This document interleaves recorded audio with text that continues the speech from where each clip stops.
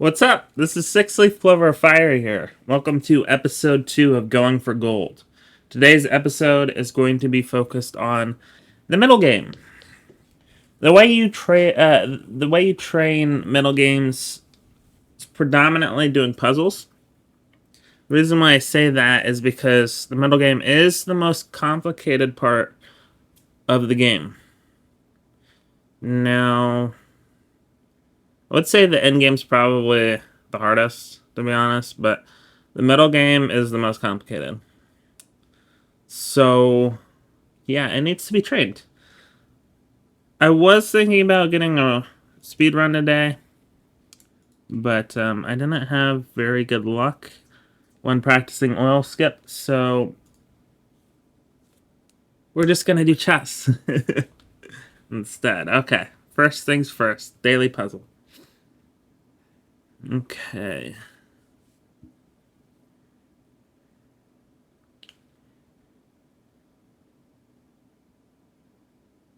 So what's going on? Position's kind of complicated, but supposedly there's a way to do a winning move here.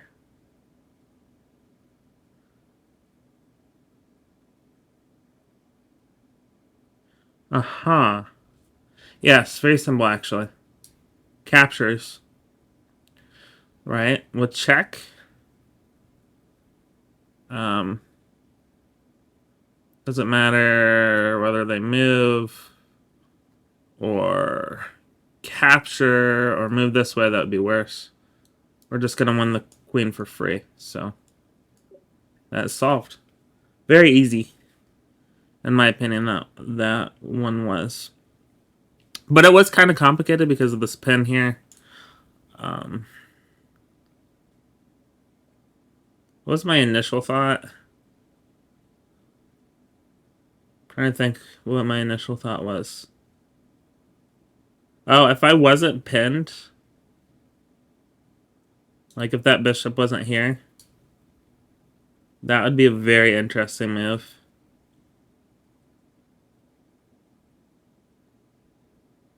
No, no, I wouldn't have done anything because just castle plus trade.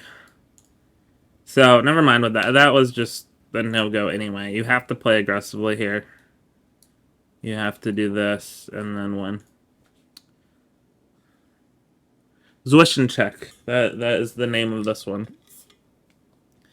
Not the literal name of this puzzle, but that was the tactic to find. So now time to do easy puzzles. I also decided I really love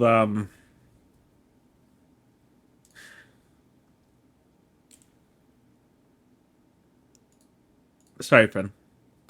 I really love the idea of the Italian game, actually. I know that's very basic. And that's kind of why I shied away from it. As I was like, oh, it's so basic, the Italian game. But so is the London system, and I love the London system, and I use that all the time. So what's the issue? There really isn't one. I'll tell you why I chose that, or decided that Italian is the way to go. For me. So, I've been a little bit skeptical about the Vienna Gambit. And I'll explain that for a few reasons. While it is extremely good, it's not a true gambit. That's kind of also what makes it not so good. I'll explain. If somebody knows what they're doing, they're never, ever in a million years going to accept the Vienna Gambit. ever. Even worse would be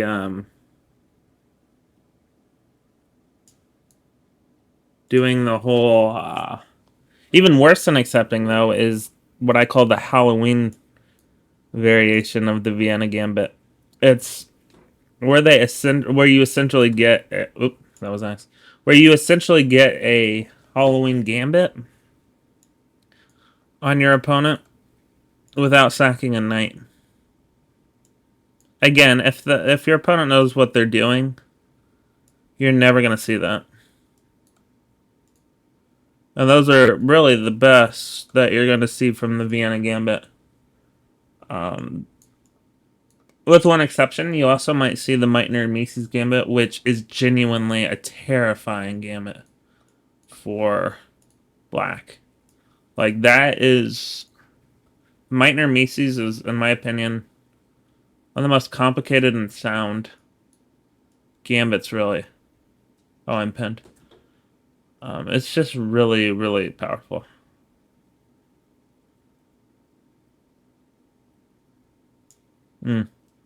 Duh. Anyway,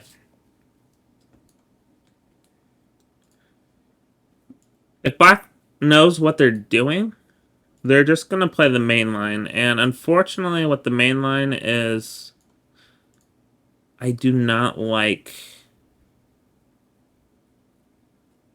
I genuinely just don't like. That's me. The positions that you get with the main line of the Vienna Gambit. Why don't I? Well, you move your F pawn, right? Which is typically not good. Typically not good. With that said, there are opening principles I like to violate, like bringing your queen out early. Time I violate that is with the Scandinavian defense. The modern Scandi doesn't immediately bring the queen out, but you will often bring the queen out with the modern Scandi if they play the Alekhine or Alekhine. I don't know how it's pronounced. I heard Magnus Carlsen refer to the Alekhine defense as the Alekhine. Maybe that's how Alexander Alekhine is supposed to be pronounced. I'm really big on pronunciation. For some reason, I don't know why. But maybe that's not right. But Magnus Carlsen, blind swine. If Magnus Carlsen thinks that's how it's pronounced, that's how I'm going to pronounce it. The Alekhine variation of the Scandi. So, yeah, I like to highlight that. But playing, I'm already kind of a glass cannon, unfortunately. So moving the F pawn early on probably isn't great for me. Second of all, the other issue is most likely you're going to end up doubling your C pawns. Let's go all the way up. You're going to most likely end up doubling your C pawn, which is not good. Your C pawn is very, very valuable. It's like your F pawn, but on the other side of the board, on the side that you're probably not going to castle. So you can take control of the center with a flank pawn without compromising your king or your king side. So if you're playing an early f4, you better have a good reason.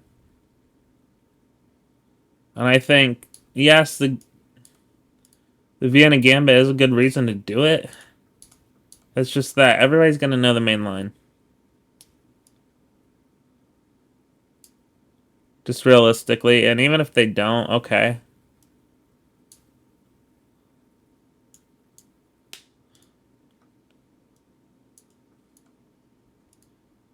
Like, might get a quick win. All right, cool.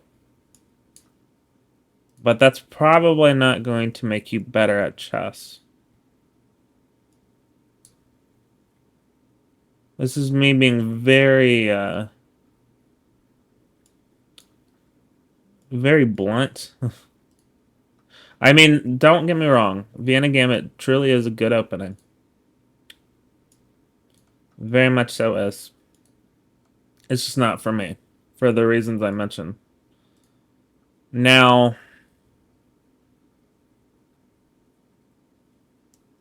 the other issue,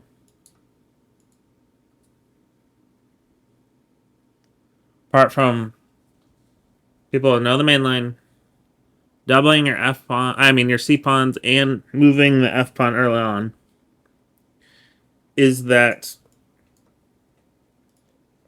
the Italian game is just genuinely more versatile.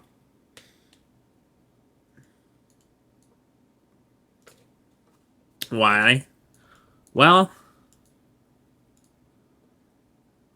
you can play it in all kinds of different ways. Obviously, same with the Vienna, but in this case, well, you can play the Jocko piano, you can play the fried liver attack, you can play the Evans gambit, you can even play a sister opening like the oh, you can even play a sister opening like the Ponziani, and that would be great as well. Honestly, I think Italians. I kind of like Italian more than the Ponziani. I've kind of realized that I'm more of a positional player as well.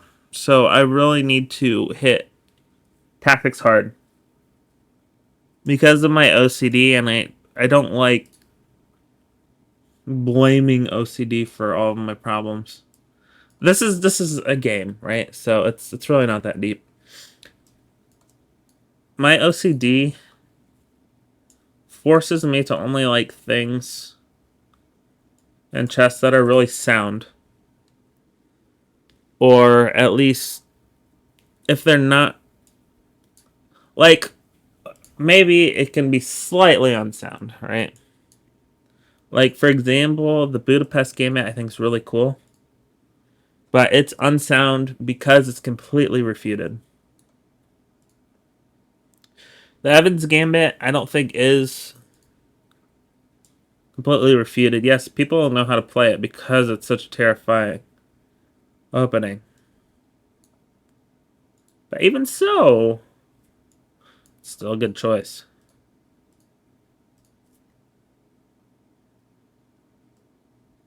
Still definitely a good choice. That's going to cut me off in a sec. And right after this. Oh. Come on now. Oh, maybe they fixed the issue. Where I can go higher than 100 now. It looks like this is a defense. Oh, no. Hey, they finally fixed it. Used to, it would cut you off at 100 and then you couldn't go anymore. Really happy that they fixed that. So, anyway, my main openings will now be the Italian game. It's also, think of it like this. You're using so many opening principles, which is amazing. So, it's flexible in that regard as well.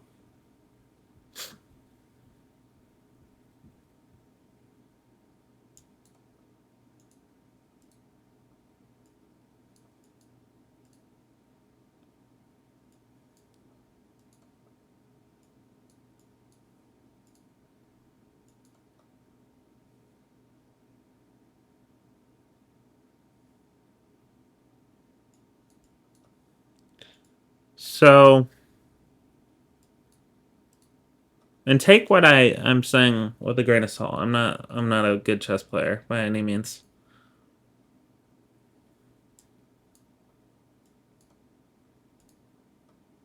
I think most people would agree with me that the Italian is a great opening though. So what else? So I'm gonna start playing the Italian. I'm also gonna play the London system for d4. So those are gonna be my two main openings for white. Very basic, very simple. You already have an advantage for white. Inherently, you have a 0.4 advantage for white. Oh, sweet. Discovered attack.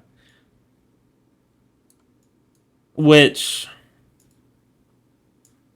what I'm saying is because of the slight advantage, you don't have to play crazy. If you don't want to, you don't have to play like a Danish.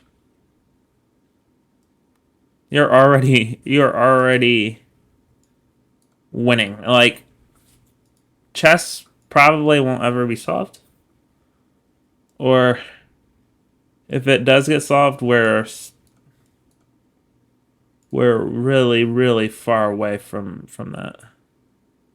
Like, it won't be anytime soon. But okay, we can just assume that white should be able to win every single time, right? Like that's a fair assumption.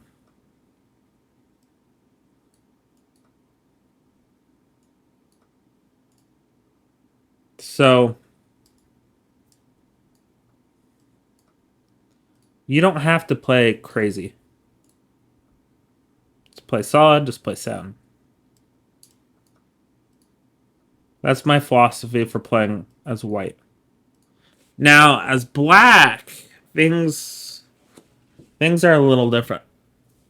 You are fighting for a win.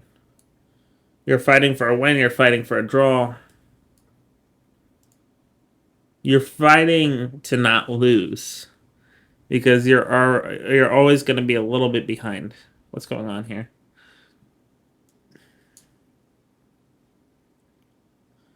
You're always going to be a little bit behind.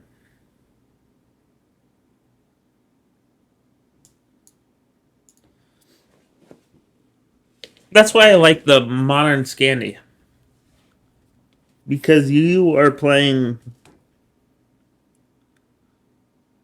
in a way that's a little bit wild. And I like that for black. Against e4, because e4 says, I want to play wild, I want to play aggressively. And he said, no, I'm not going to let you do that. Instead, I'm going to be the one that does that. So, I have no idea what's going on with this. So,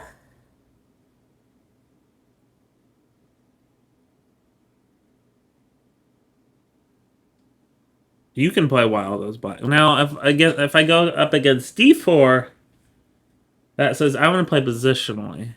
Give me a position. Okay, let's play positionally. I'll go Nimzo Indian or Bogo Indian. Enjoy.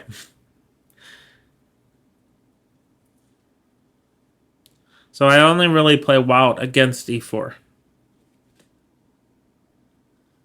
If that makes sense. If they play d4, okay. Let's have a positional game. I'm not gonna play anything crazy. Let's play positionally. Let's see who does better.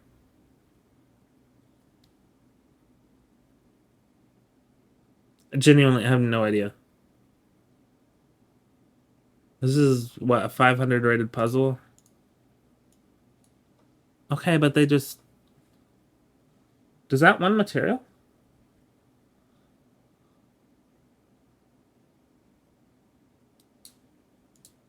I don't understand that one. Probably because I've been talking, but okay. Uh-oh. Okay, I thought it cut me off. It's like, I'm really enjoying the fact that this doesn't cut you off anymore.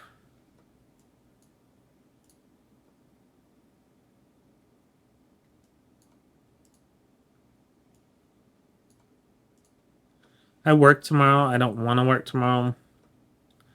I'd prefer to have tomorrow off.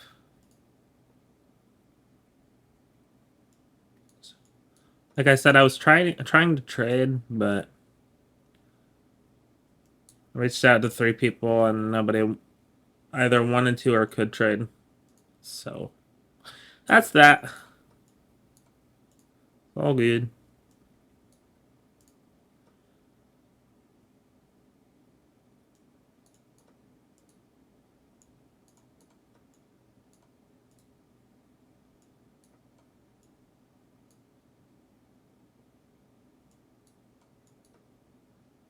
Okay, that was an interesting one.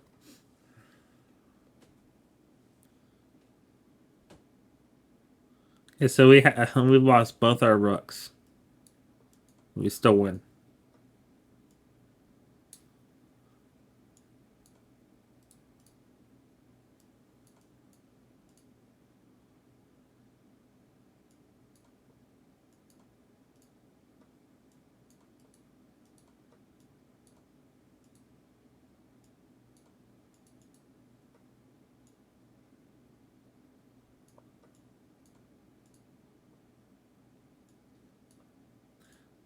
Also, things like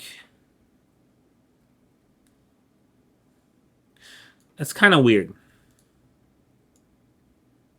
Gambits kind of throw me off and are kind of weird.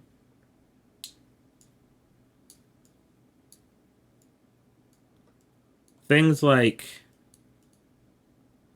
the Blackmar Deemer Gambit, probably unsound. It's pretty easy to equalize, if I'm being honest. Like I'm not afraid as a Scandinavian defense player. I'm not afraid against the Blackmar. I'm not afraid of going against the Blackmar Deemer Gambit like at all.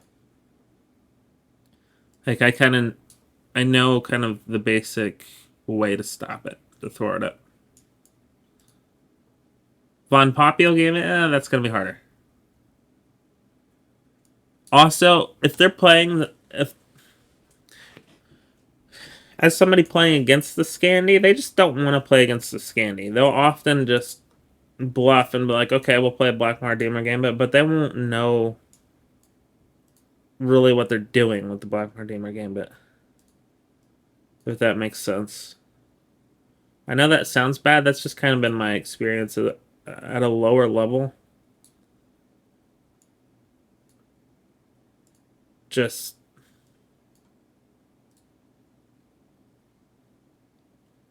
that the Scandi is just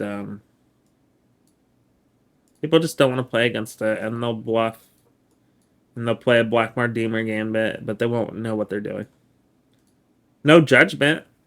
I don't blame them for not wanting to play against the Scandi. Genuinely. It's not a fun opening to play against, that's for sure.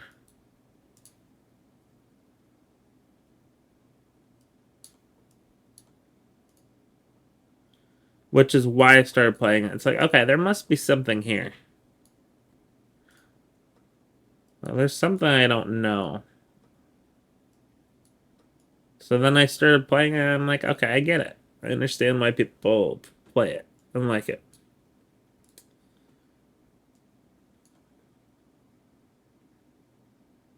But this is true at my level. Just people don't really know how to play the openings that they actually use. You know what I mean? Oh, this is the well, it's not quite, but this is similar to the Milner Berry Gambit trap.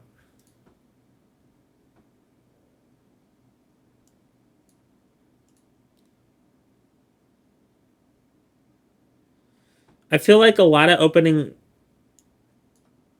opening traps are almost hope chests in nature.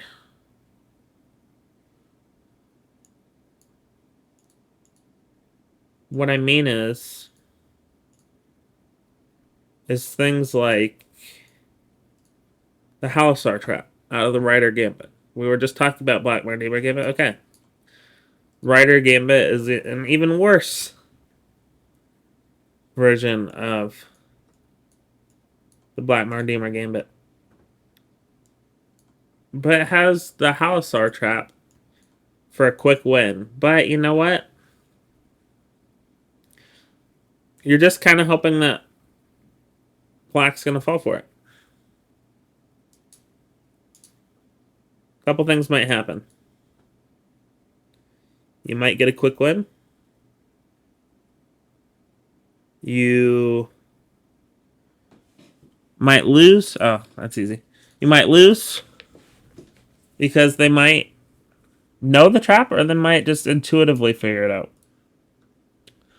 Or they might just not play what you want them to.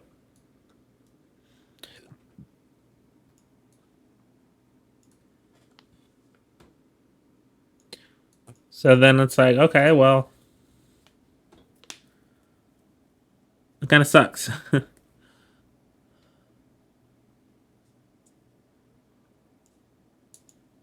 Also, I like to look at opening traps where you have a win, like immediate win, no matter what, like Alistar trap. If they fall for it, you win, right? It's not like, oh, it's a trap where if you fall for it, you get material. No, if they fall for it, you win immediately. I like to look at those games as solved games. Like, if this happens, you win. Solved. Right? That was a mess. That was a mess up. So, if this happens, you win, right? It's no fun to play that. Why would you want to play a game that's been played before hundreds of times? Or thousands of times? You know what I mean? Like, if you play a long enough game of chess, let's just say, like, more than 20 moves. Most likely, there's never been somebody to play that game. Ever. Unless it's one of the solved games, like I'm mentioning. So that's pretty cool. You know? Why would you want to play a game that everybody has? Well, the truth is because you win, right? You won. But at what cost? Well,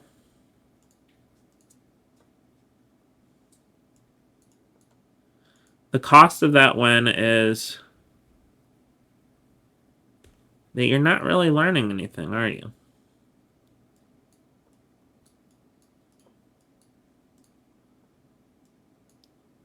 All you did was memorize how to play a trap.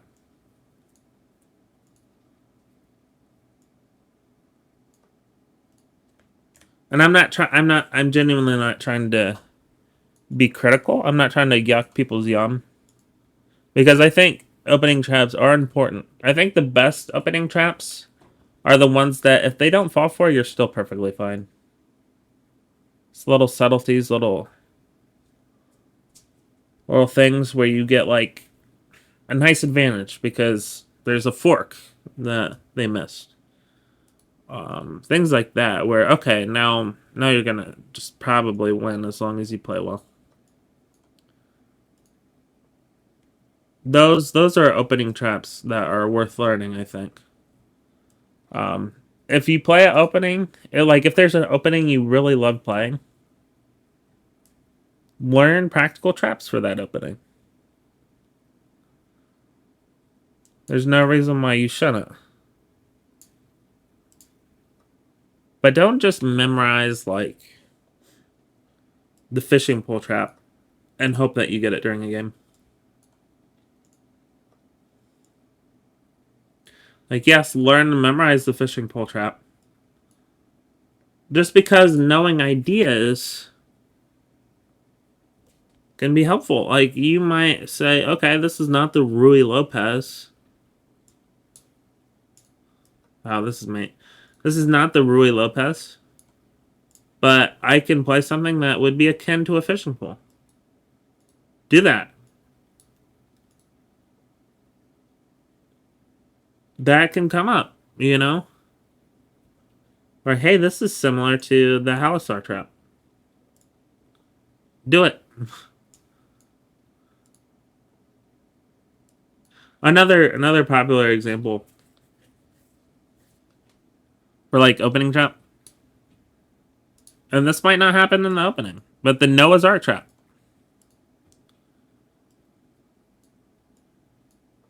It wins a bishop. No, definitely know that because that can happen in all sorts of different positions. Like for both you or your opponent. Mm. So yeah, learn that. Because that's not an opening trap where it's, oh, you win immediately. No, it's, you win a bishop, you're probably going to win as long as you play correctly.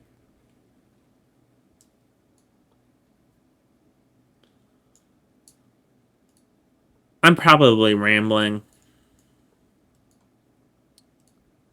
But this is something I've kind of thought a lot about. And I'm kind of passionate about. I think Nelson Lopez, this is a cool thing. Nelson Lopez, he's a national master. His channel is Chess Vibes. I think in one of his chess courses, he talks about, should you worry, should you learn opening traps? And this is similar. This is kind of where I adopted this philosophy. Um, he has said similar things to what I just said. Like if there are traps in an opening that you like, learn them. But don't just learn traps to get a quick win. That's the whole point.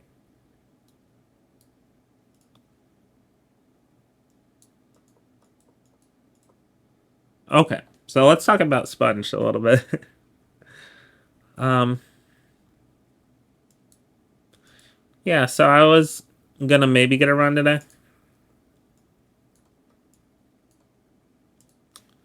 But I decided to do this instead because this is less stressful to record. First of all, second of all, I was practicing oil skip a little bit before I decided, hey, am I gonna do a run? Because I was kind of struggling yesterday with it. I'm like, yeah, no, maybe not. Not getting good oil skips right now during practice, so don't want to get frustrated. That would suck.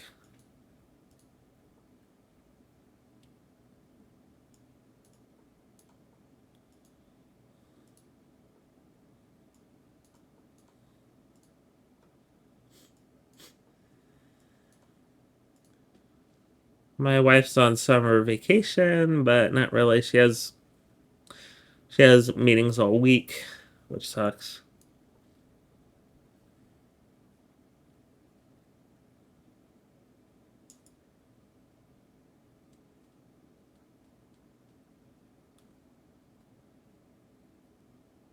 What's the follow up here?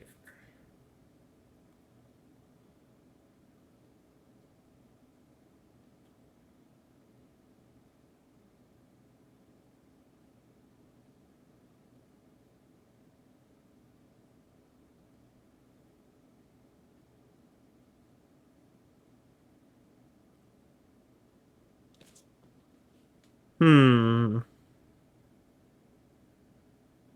Oh, yeah, it's this. They have to sack your queen, otherwise it's mate, so.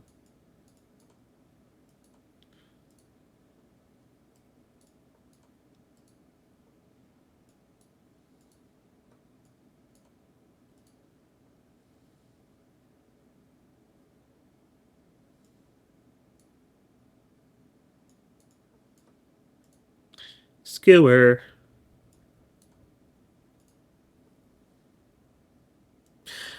I'm also kind of. This is kind of something else that I find humorous. Oh, oops. Special there. Somebody once asked Gotham Chess. They said, at what point does the Greek gift. At what skill level does the great gift sacrifice stop working? Um, and he was like, "What do you mean? It's a tactic. It doesn't. It doesn't just stop working. Like a fork doesn't just stop working."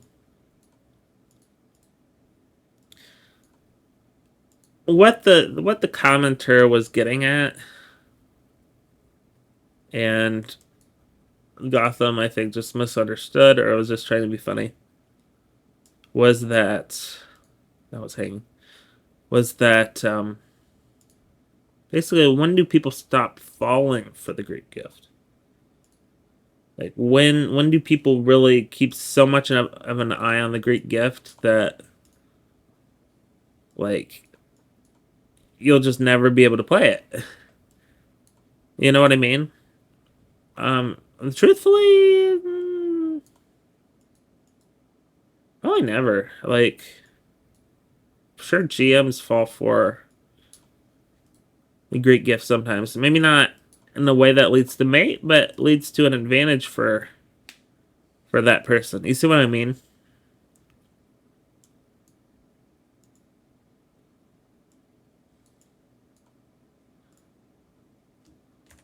So I found that to be humorous. I don't. This bar popped up all of a sudden, I think.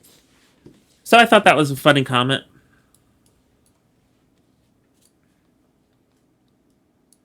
Like, when do people stop falling for it? What level?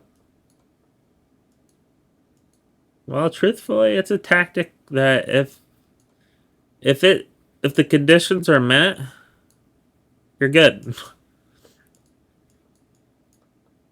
We're human. Stockfish will never fall for it. You know what I mean?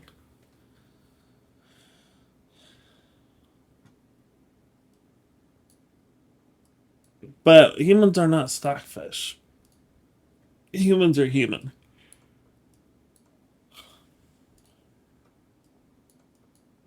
We might find ourselves getting forked sometimes, or skewered, or what have you.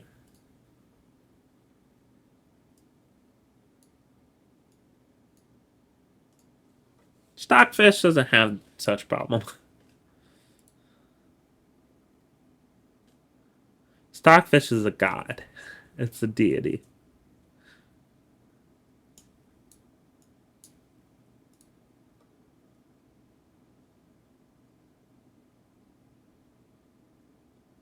Humans cannot beat it.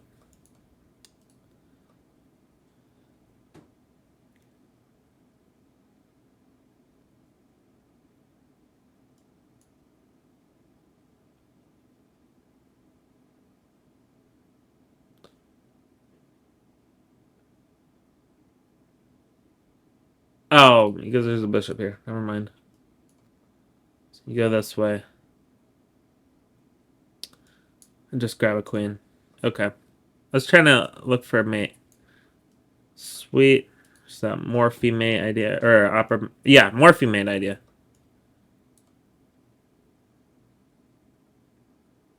No, no, no. It is the opera mate. Opera mate idea.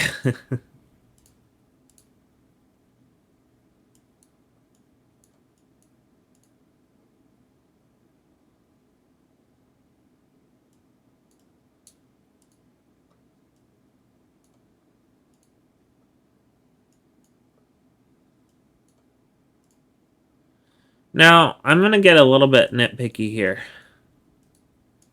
And talk about something that annoyed me.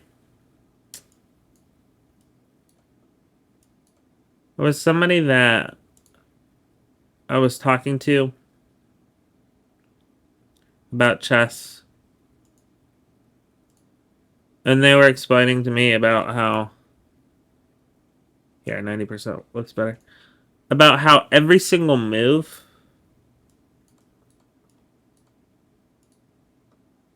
might have strengths and weaknesses, right? But I disagree. It may sound crazy, but genuinely not every single move has a weakness. Like, yes, most moves do have strengths and weaknesses. Family fork. Or not a family fork, but that's cool. Not every single move has strengths and weaknesses. That's just objectively not true. Some moves have no weaknesses whatsoever. Some moves have no strengths. So by genuinely giving a black and white statement like that, you're creating a statement that's just objectively not true. And I can prove this as well.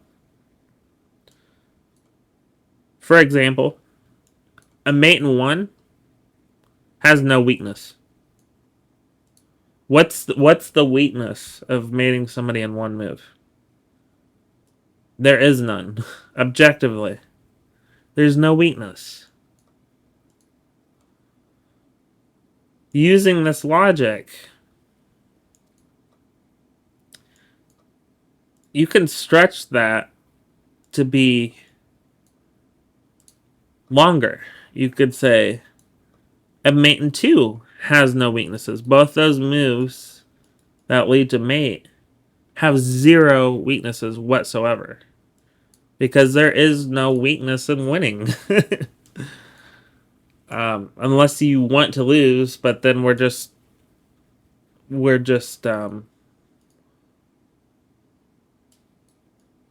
talking semantics at this point. Which is kind of the point in the first place. This is all just semantics, but I'm trying to prove a point. So it follows that a mate in four has no weaknesses. Bear with me here.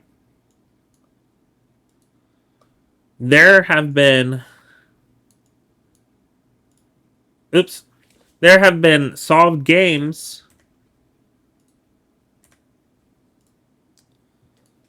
that have like mate and like I don't know 1,000, not that high, but there is a theoretical game that has like a mate and a ridiculous amount of moves. Every single move that perfectly leads up to mate, like the next move that gets you to mate, objectively cannot possibly have a weakness by definition. It cannot have a weakness.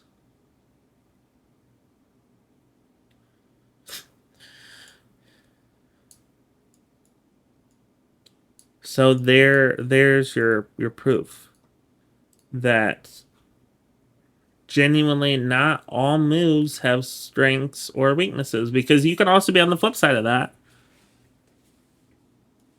If you blunder mate in 1,000 or hang mate in 1,000, that move has no strength. You see what I mean? Why? Because you blundered mate in 1,000. Also, yeah, I missed that. That's just something that annoys me. It's semantic, yes. But I think the words that we use are important because it's how words are what we use to try to understand things.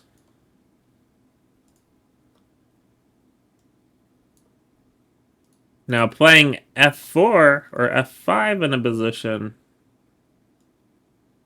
yes, that genuinely could have strengths and weaknesses. Strength, you might be isolating your knight, or solidifying it in a really good position. That's a strength. A weakness. Oh, cool. A weakness is that you're weakening your king if you castle king sided. Or even if you didn't, you're still weakening your king side. That is a move that has both strengths and weaknesses.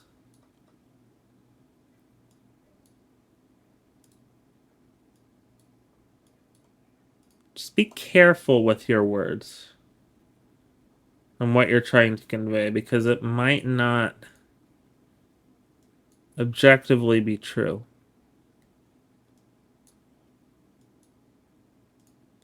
Now, when it comes to gambits, things get a little bit more interesting. In the sense that technically all true gambits are fundamentally flawed, and it's probably why humans like them so much.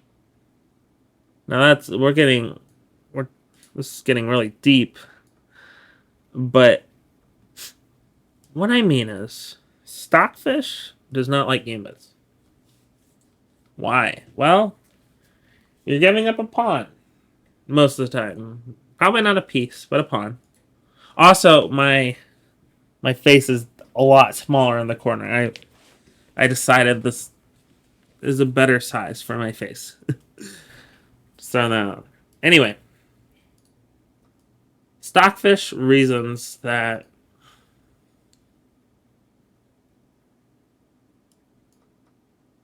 you're just losing a pawn for no reason, because stockfish is perfect. Stockfish will never make a mistake, will never blunder, will never make an inaccurate move.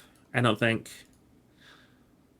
Could be wrong about that, but stockfish says, "Well, you're just down a pawn." Like, it understands in some regard and capacity why gambits might be appealing. Now, gambits that aren't true gambits, like the Queen's Gambit, or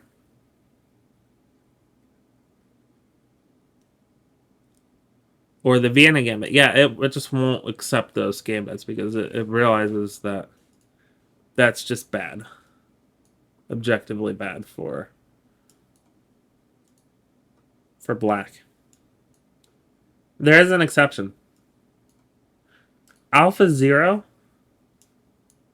probably the strongest attacking chess bot,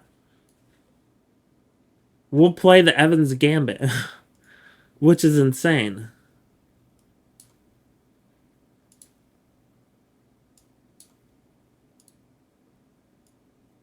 That shows that the Evans Gambit is it's about as sound as it can get. I'll just take the bishop. I'm gonna have to zoom out again.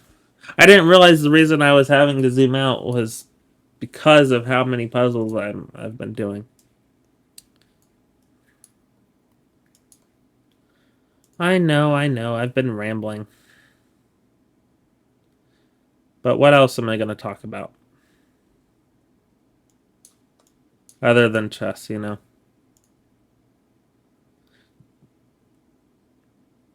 I just wanted to discuss things that I'm passionate about, things that bother me when it comes to chess and the community.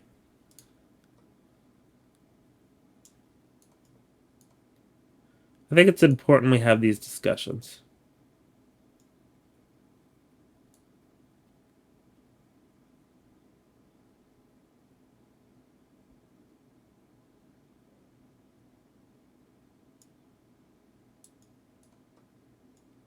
Yep.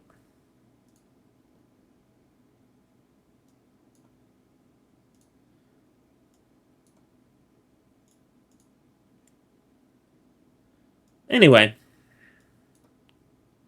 I'm going to go to work tomorrow. I'm going to have a good day.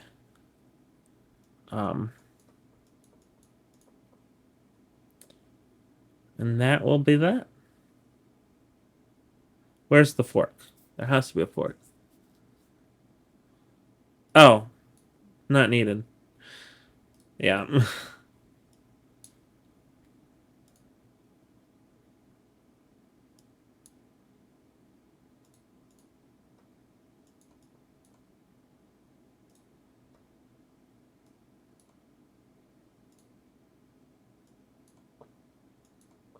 I'm gonna have a good day tomorrow. During lunch, I always typically watch Solomon's videos on chess. Become kind of a ritual for me. Going to watch Resident Alien later with my wife. One of my favorites. Let's just zoom out just to see.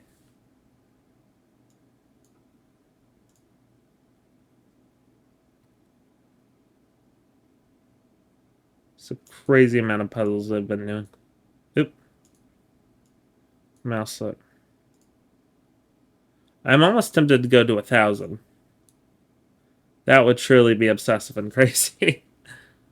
But that's kind of what this series is about. Yeah, tall pawn, bishop. That bishop is a tall pawn, and I'm all for it. Or was a tall pawn. I'm all for that. That was a position where oh, okay. That was a position where the bishop being a tall pawn was actually a good thing. You don't see that often.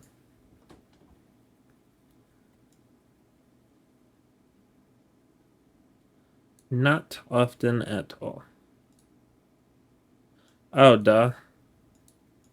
Min was saying. That's why you gotta look at the entire board. Board is big.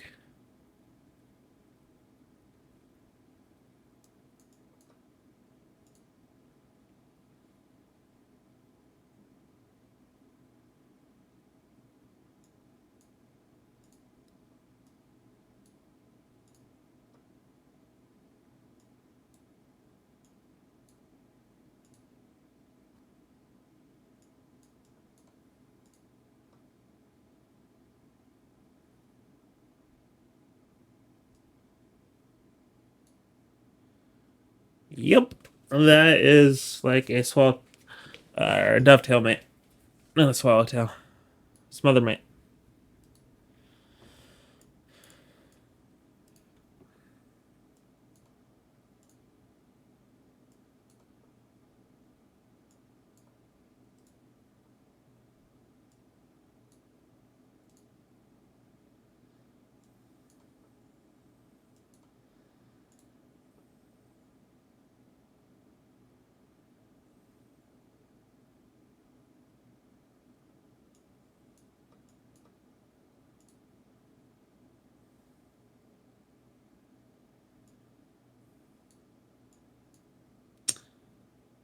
I don't think so. Let's see.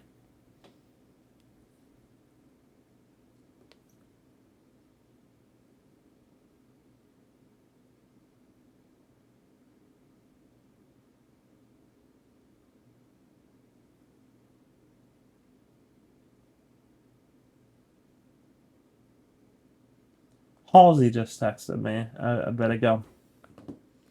Not actually her, but I'm a part of her list to text. Now, she is probably my favorite artist. Just period. Besides Trent Reznor, Nine Inch Nails.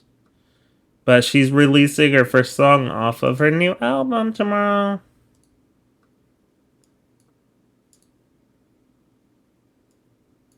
Why not just me? Which is extremely exciting.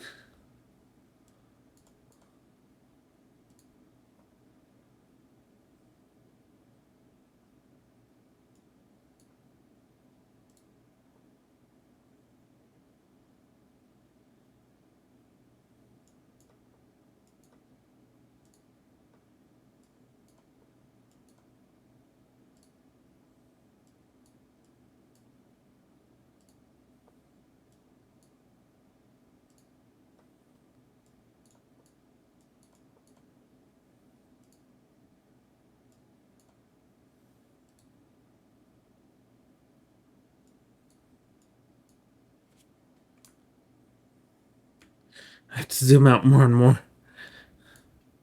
Look at this. Just this wall of puzzles. This is getting insane.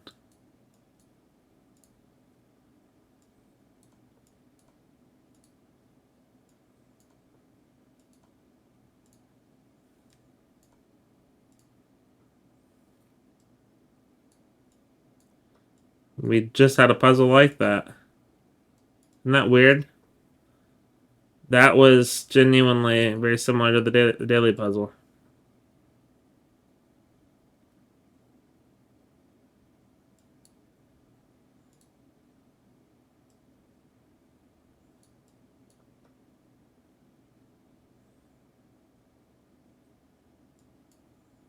Cool. Now they can't take back or they lose their queen.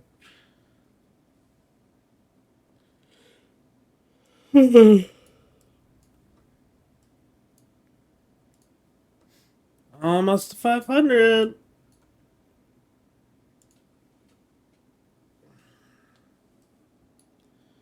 Then I'm not sure what I'm going to do. Oh, just take.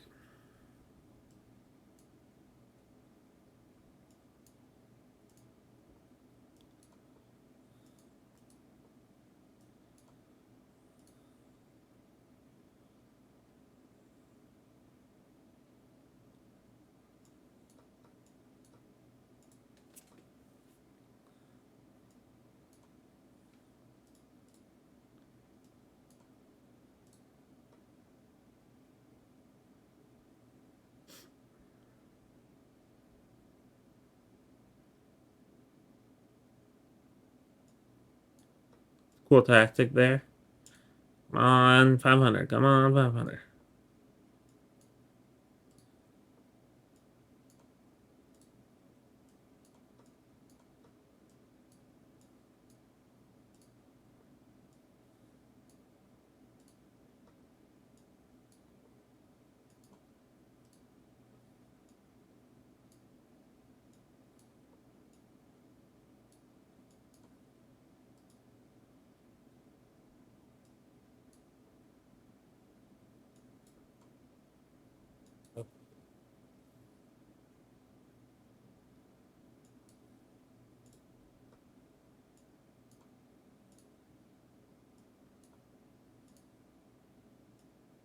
Nine left. Yeah, and then you have that.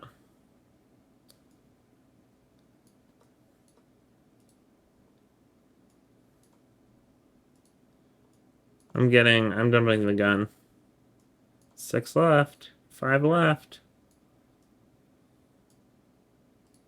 4 left. 3 left. 2 left.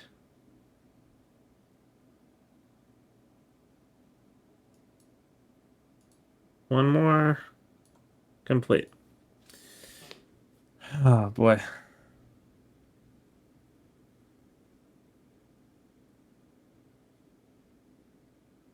this really 500? Like all of this is just 500. Doesn't look like it. All right.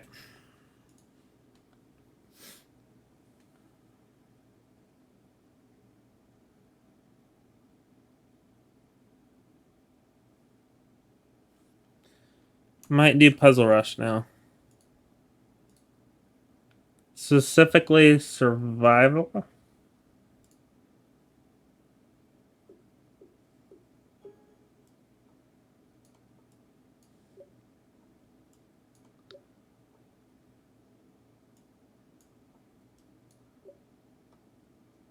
This is what Solomon recommends to do survival.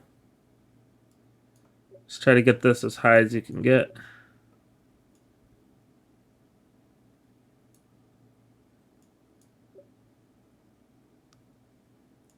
Miss one, you lose.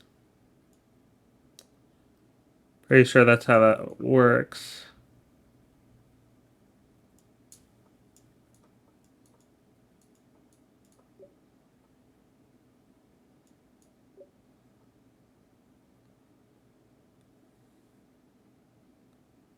Like I'm 99% sure that's how that works.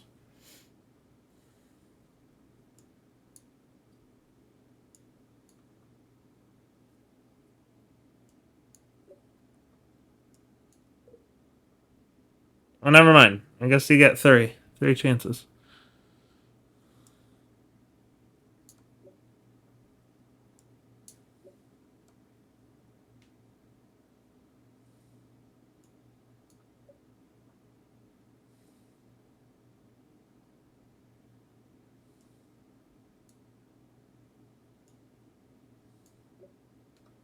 This is more relaxed than Puzzle Battle. I think I might do this instead for now. Or for this episode.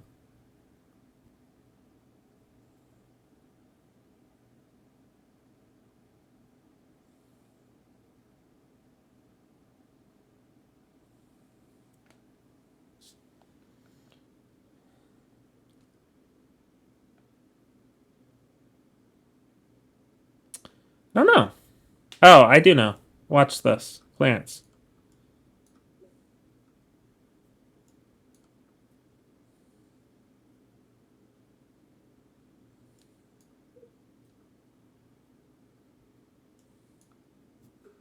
All right.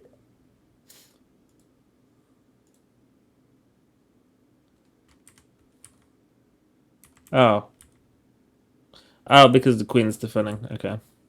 Yeah. Simple. Okay.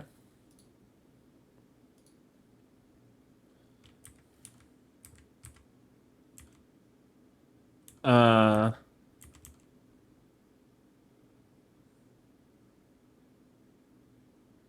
Yeah. Otherwise, okay. Now you do that because then the knight's now defending. Got it. Let's get rid of this. The last one. Oh, force it so that you could skewer. Okay. Cool.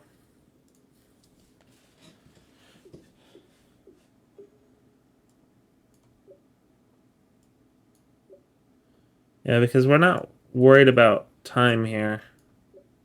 We can take as much time as we need. Just wonderful.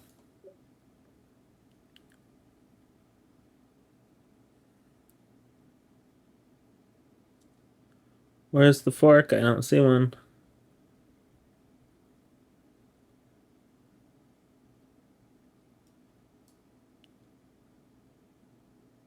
There's the fork.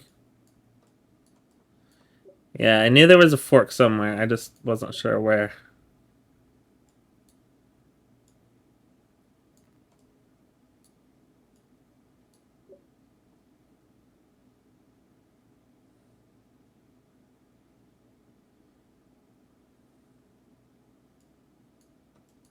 Do that. Yeah, there we go.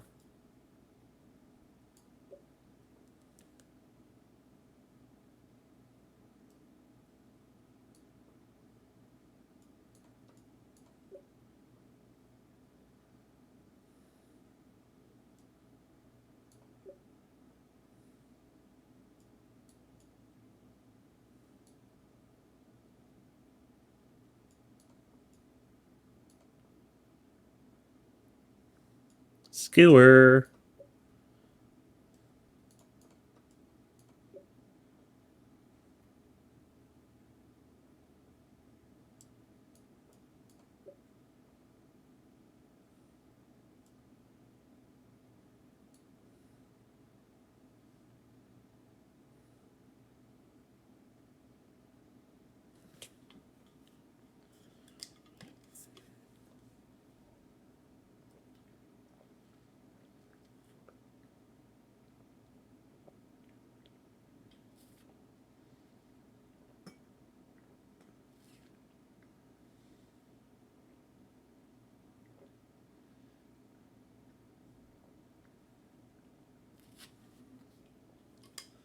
I don't know.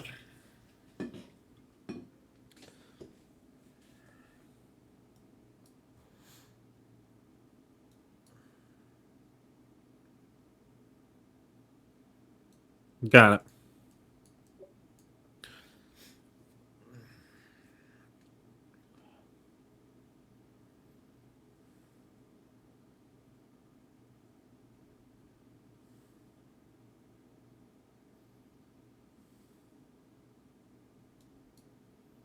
Strong move. That looks more positional though than tactical. So it's throwing me for a loop.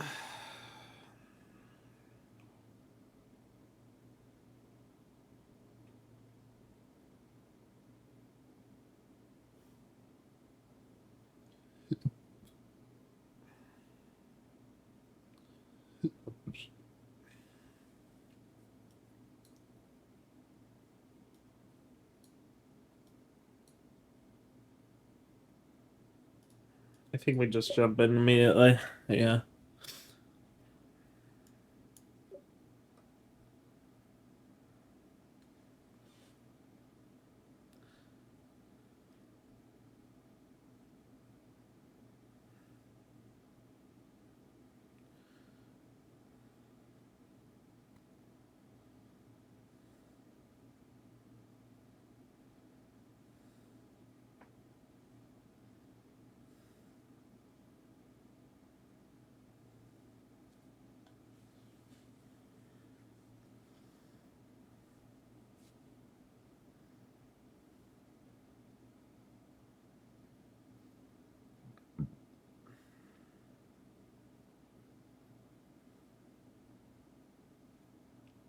I don't know. This one's kind of throwing me off. Oh, it's showing it. This is mate one right here. Dovetail.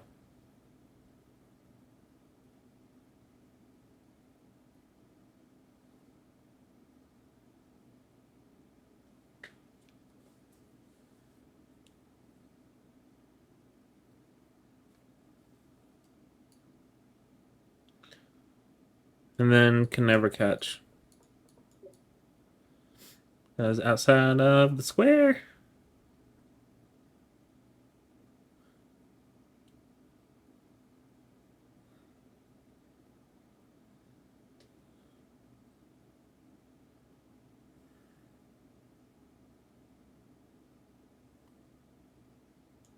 Mate.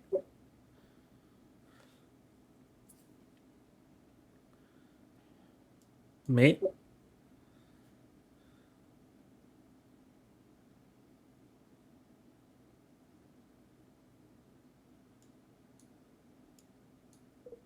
Oh, duh. There was a knight right there. I don't know what I was thinking.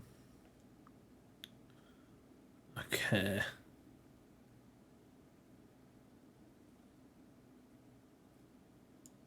Mate?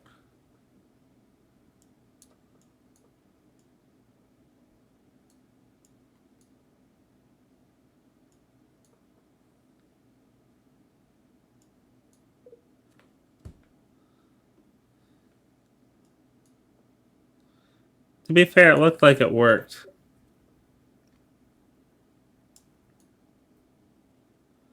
I am pent.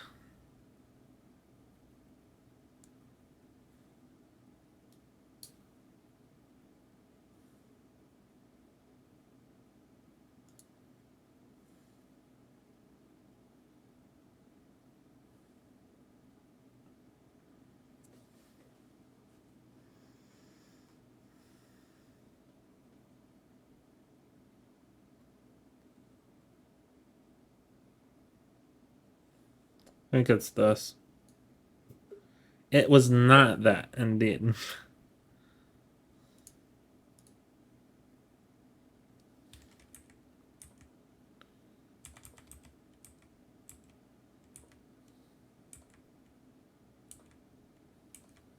Oh, okay. Nice.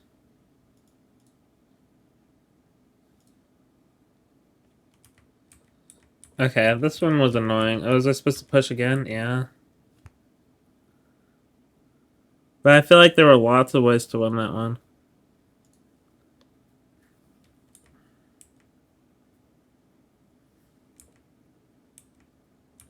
Okay, so same idea. You just the move order differs. Okay, that's fine.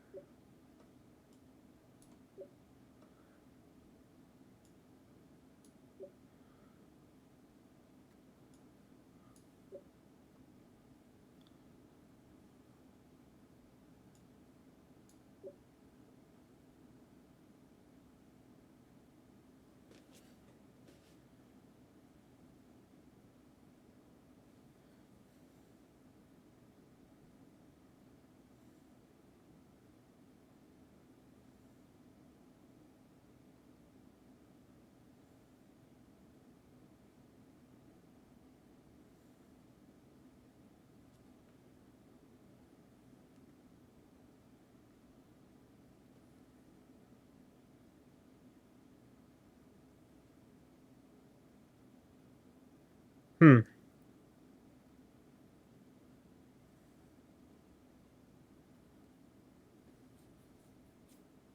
Oh, they're threatening to mate me, so I have to check. Is it just a draw by repetition? No, no, no, no. We have that nice, um, almost Arabian mate. It's like Arabian mate with a twist.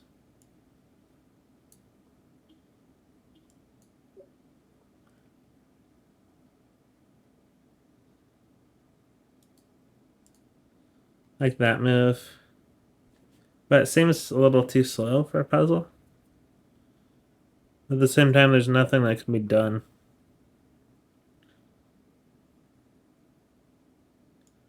So by definition, really can't be slow.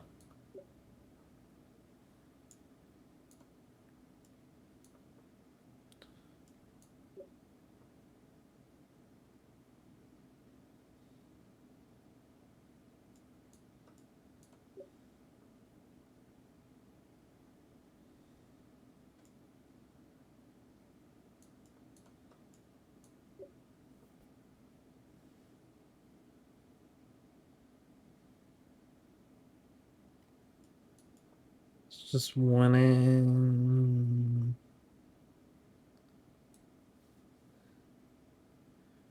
Oh man, I don't know.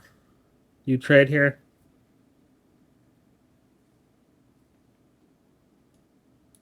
Yeah.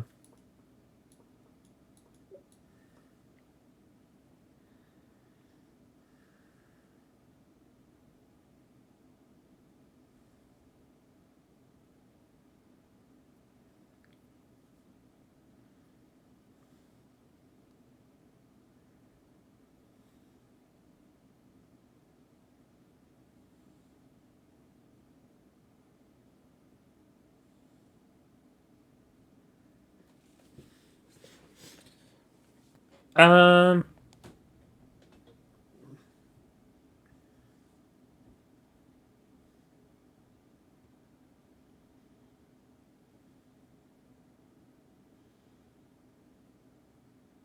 9F5 was probably the move.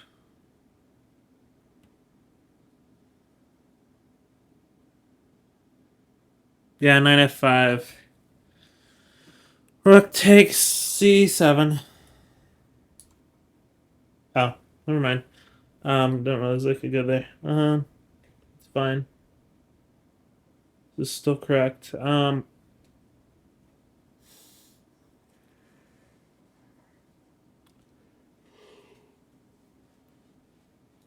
Does he grab that pawn? I don't know.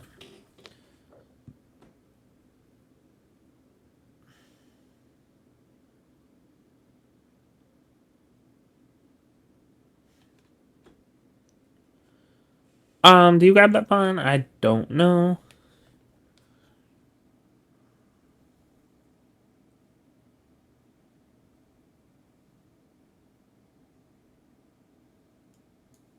Yeah, you do.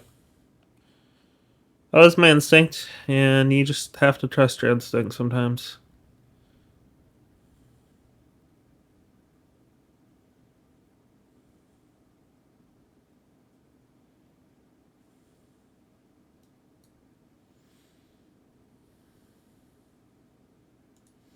No fork.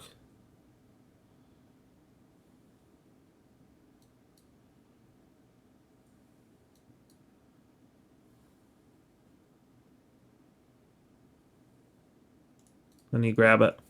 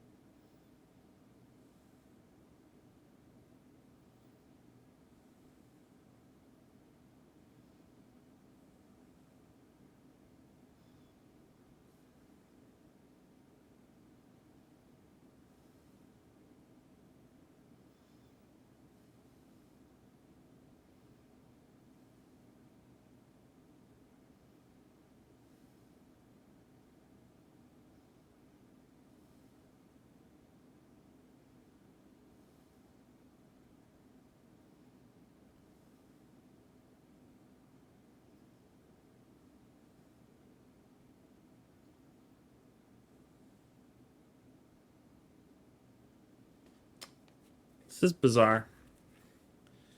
Like B4 is a bizarre looking move, first of all.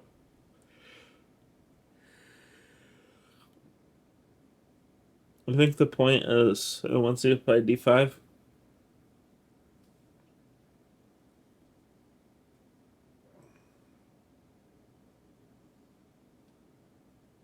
But D5 doesn't really make sense in context. I think you have to trade bishops first.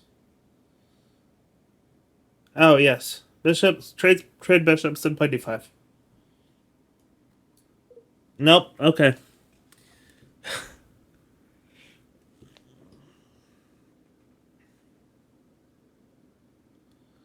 Don't really know what happened there, but that's okay. Think.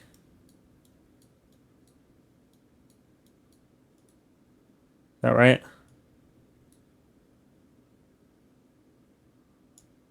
Looks very forcing. Yep. I was right. Oh, white to move.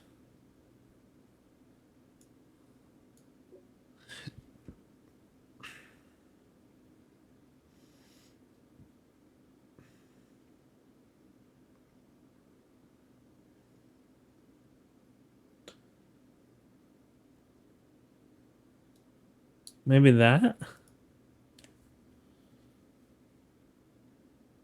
Maybe that? I don't know. Oh no. This is pinned. You just get mated. You have to look out. Avoid getting mated. Even a potential queen sack. At some point.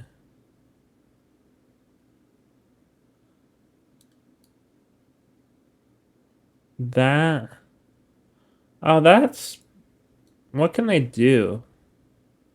They cannot potentially check you, so it has to be this, yeah. It's the only move. But now you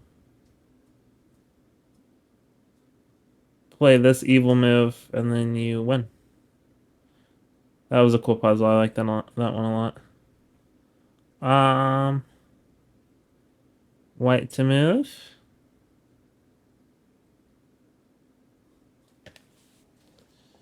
This looks futile. I guess the point is they can't promote or else they lose it. Better yet, how about mate? Yeah, it looks futile except there is a mate. Throw that in.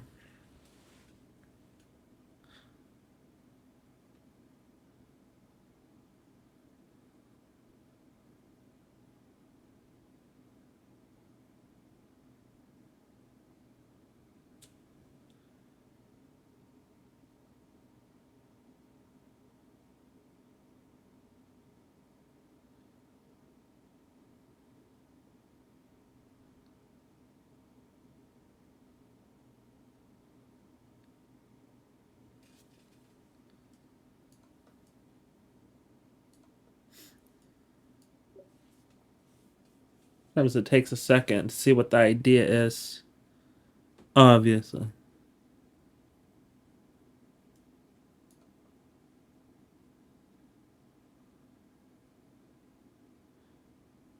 Um.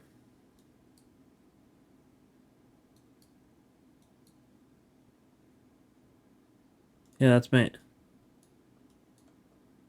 Almost. There we go.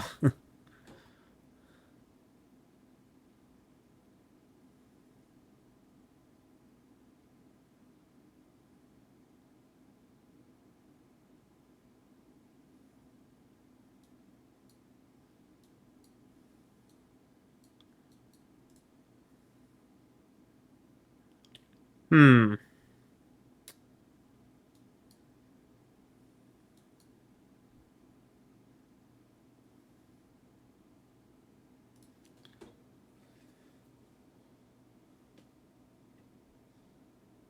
Ah. I think you're gonna punch a hole in their defense with an X-ray with Rook G5. They don't have any way to check you. Just punch a hole. Yeah. Now,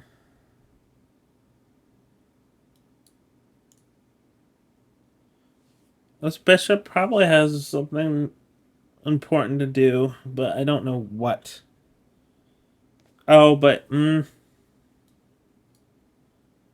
check. Then you just lose this bishop. So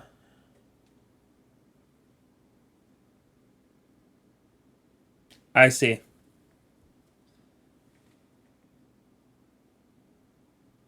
Maybe because if takes and that, then you get a nice pin on the queen. But if you do this and that, then you're out of ideas.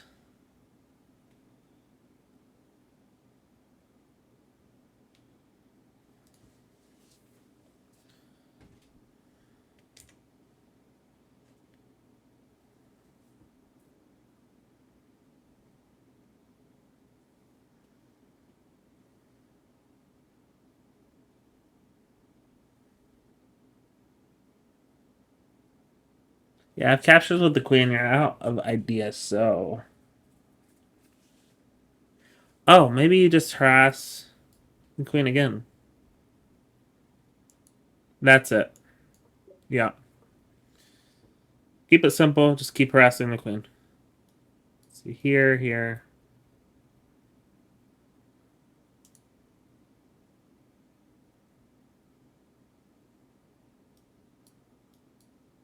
Here with check, won the queen. That's brilliant.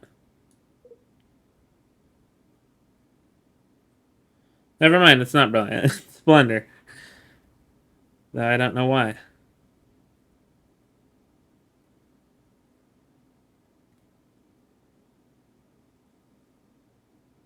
I don't know why yet.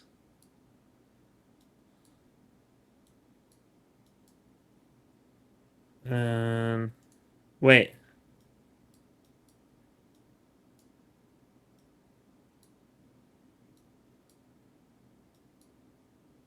No, there's no mate.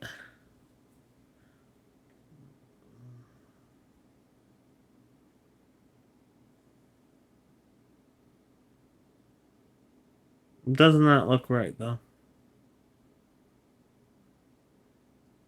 Something's wrong. It's kind of the whole point because it's a puzzle.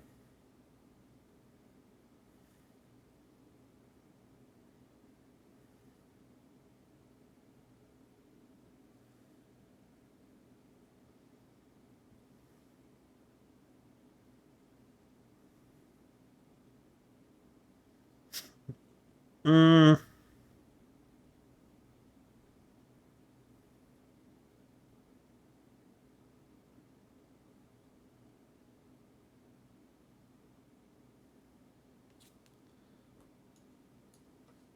say I'm pretty sure it's that.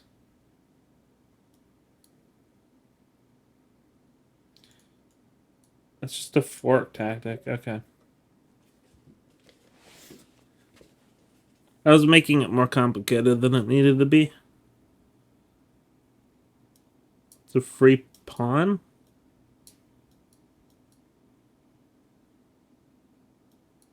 No, you'll be giving up 2 rooks for a queen.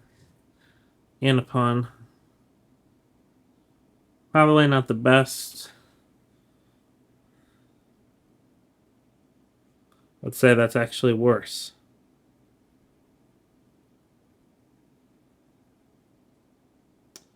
But if you take with the rook, that's forcing.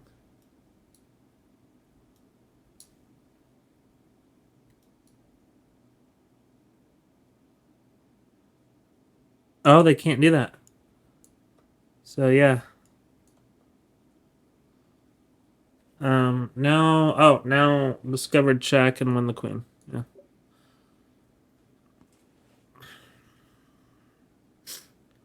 Feel my muscles getting stronger. It's like practicing magic, you know.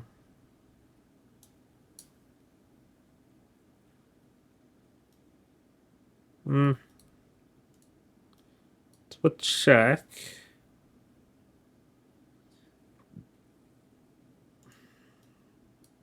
I think you need to keep the queen close to the king. As close as possible.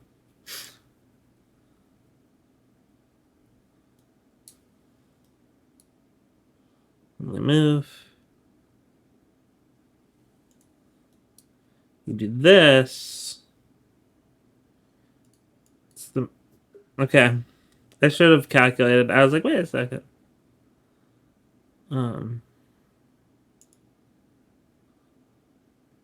I don't know.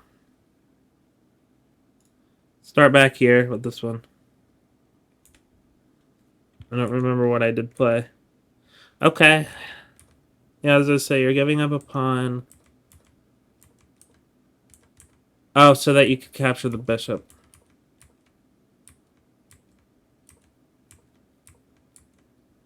That's a long puzzle. What? 34.5%. Yeah, I'm not surprised of why. Okay, most people pass this one.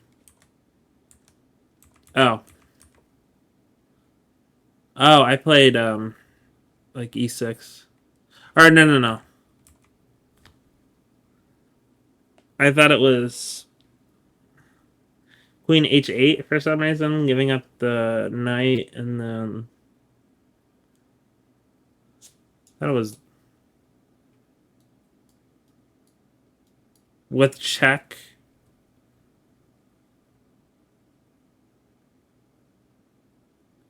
So that they would have to move or take, and then you win the queen. But no, it's just mate and one. My way was also winning, it's just not mate and one.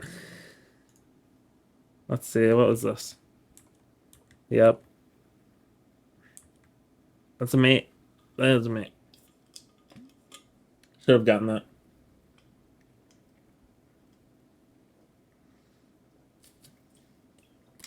That's okay.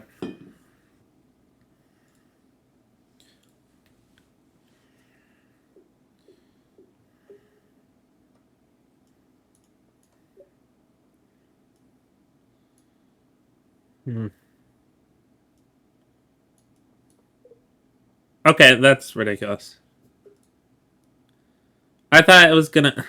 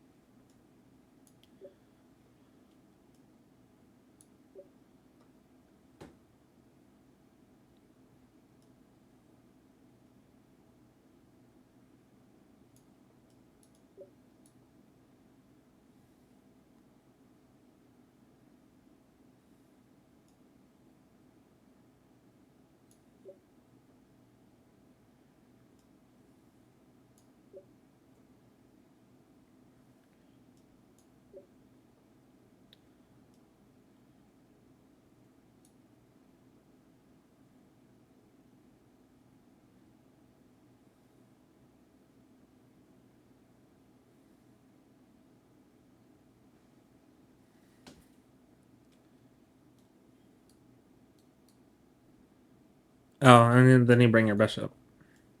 Sometimes you just need to bring your pieces closer to the action.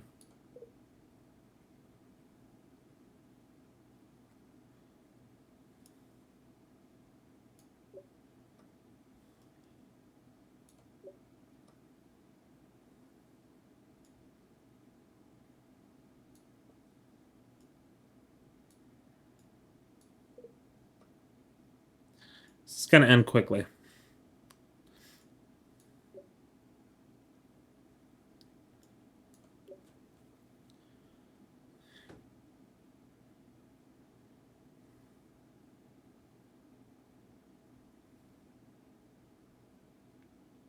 Which is annoying, to be honest, but that's okay. It happens.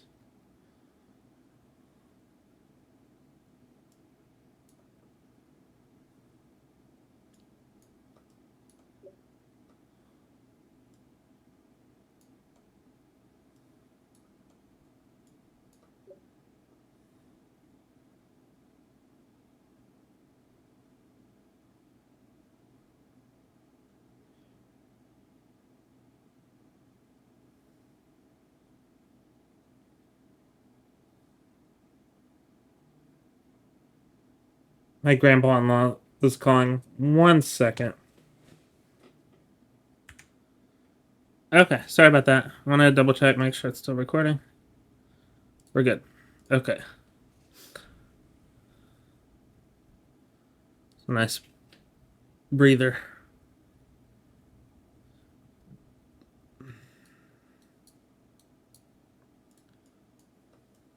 Sometimes you have to sacrifice the exchange to infiltrate.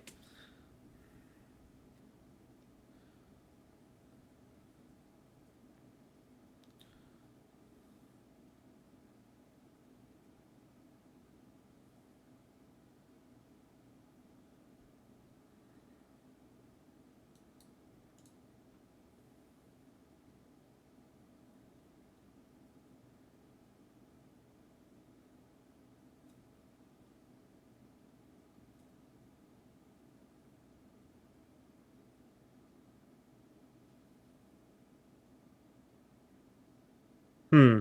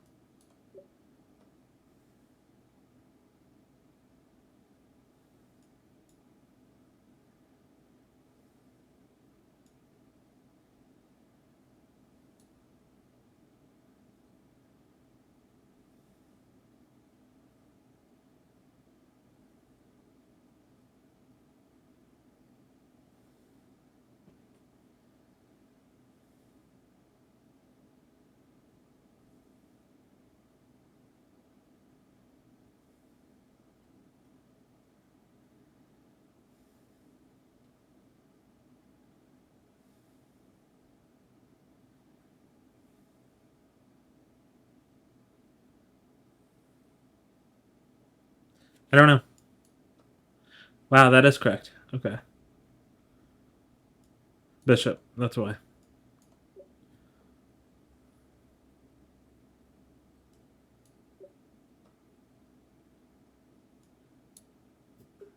The knight. I had kind of given up that run, though, because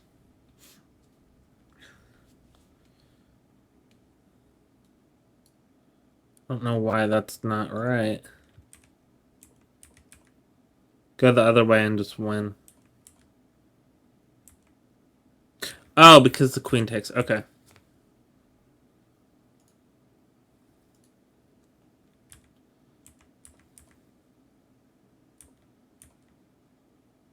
Oh, because of the queen. Again. Missed my opponent's queen.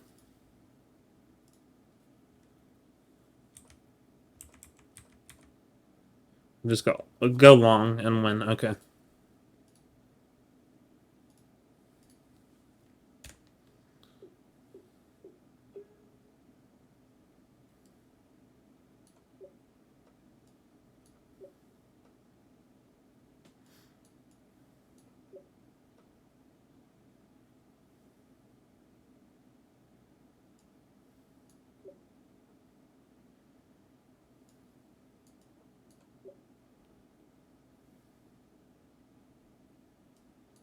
Infiltrate.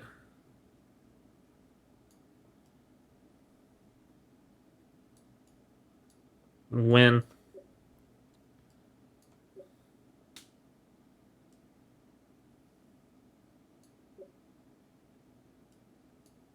Win swine.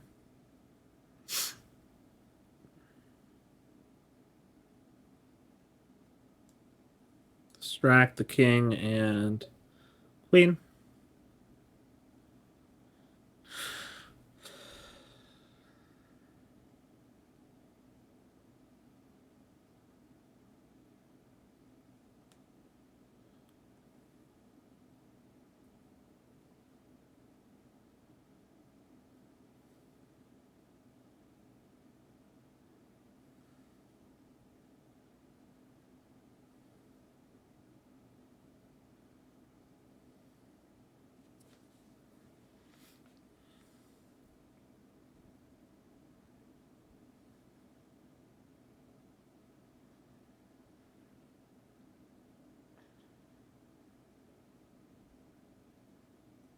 I don't know. I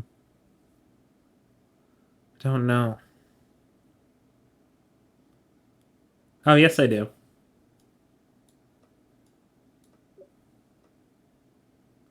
Something I would probably easily miss during a game, so that's why this kind of thing's important. This is a evil move.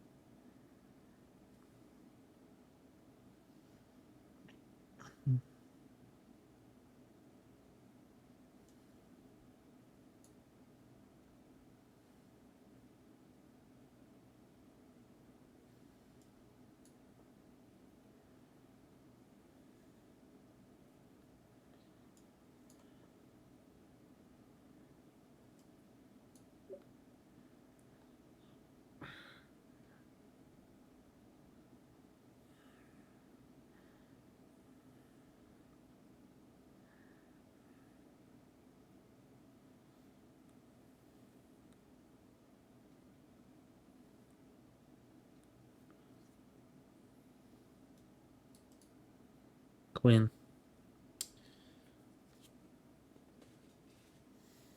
So what's the plan of attack? Infiltrate, maybe. Rookie 2.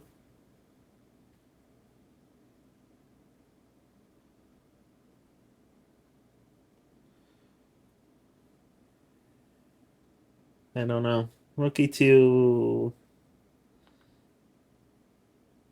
seems to be a weird move. Rookie 2, I don't. I'm dubious about Rookie 2, but I also think it might be correct. No, because White has lots of checks. Do I?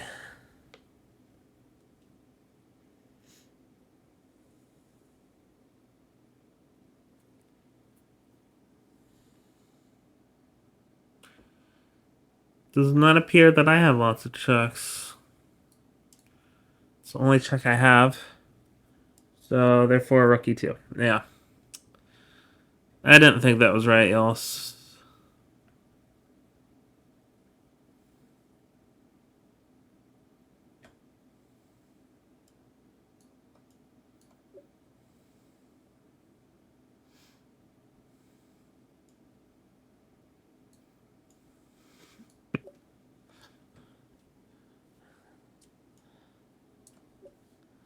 See, that was a much easier puzzle in my opinion than the one I just failed. Some of these are just, I don't know.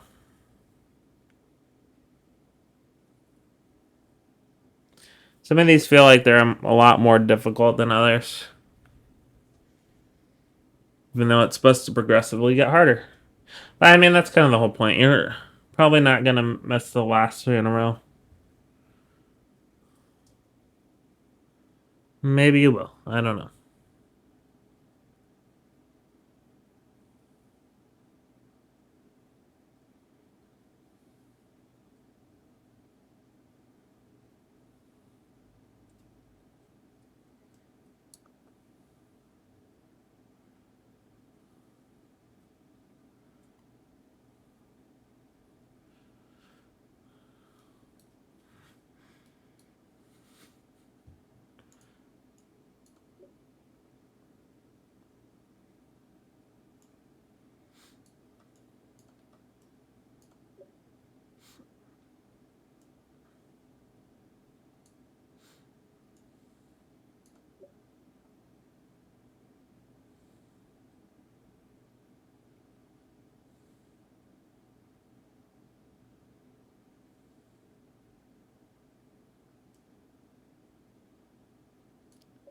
Dovetail mate.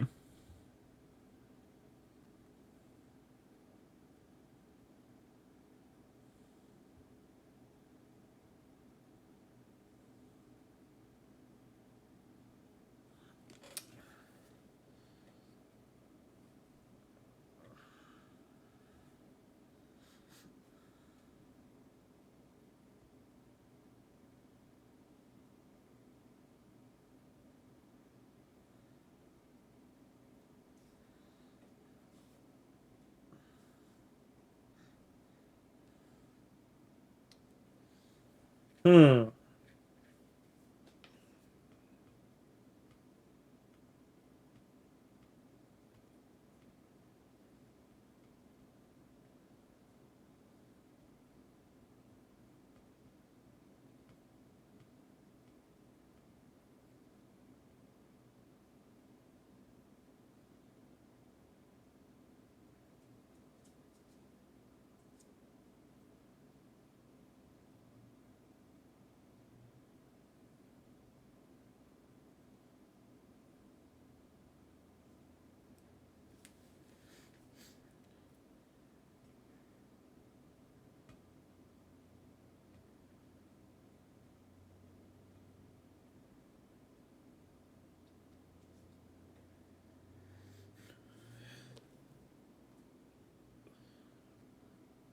Oh boy, I don't know what's going on with this one like at all.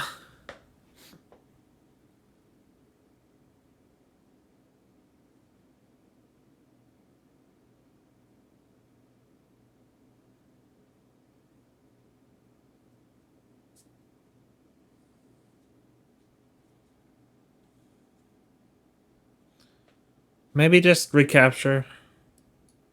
Cool.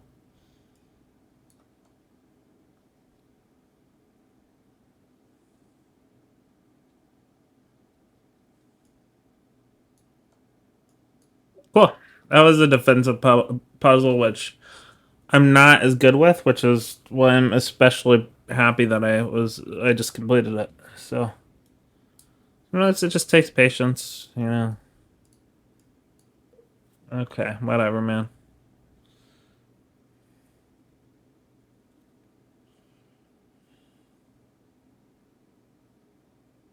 Try to get 30.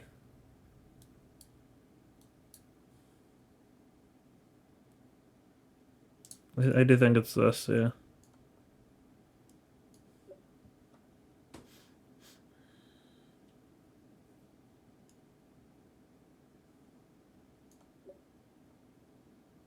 30 is very doable.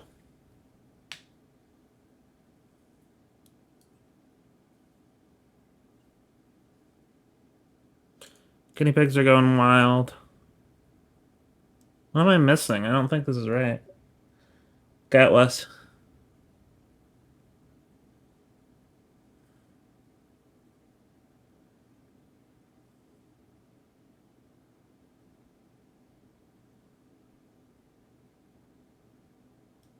Bam! Beautiful, brilliant move right there. Except not really, because you just get made.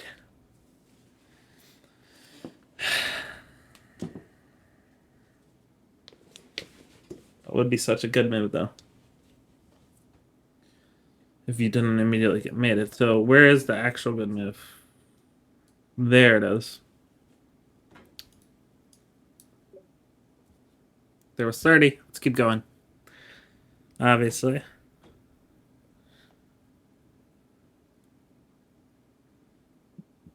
I didn't think this would be the run where I got more than 30.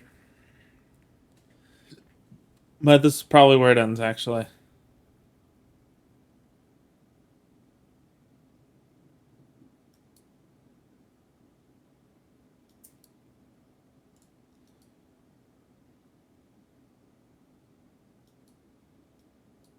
No.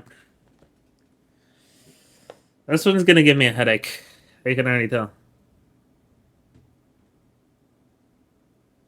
I'd love to go swimming today, but I think it's probably too late for that.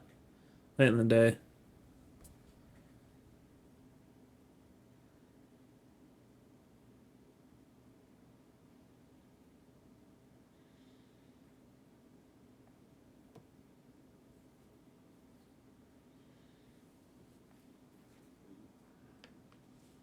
This is where it dies.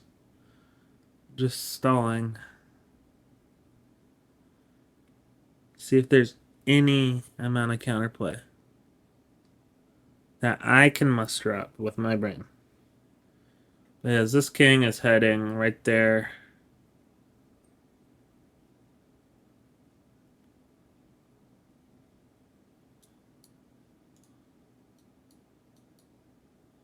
And then it just got... So essentially, if it's black's turn, they go here, I go here, and then they just win all my pawns and win the game. So we each have 5 pawns. I don't know how white can hope to win.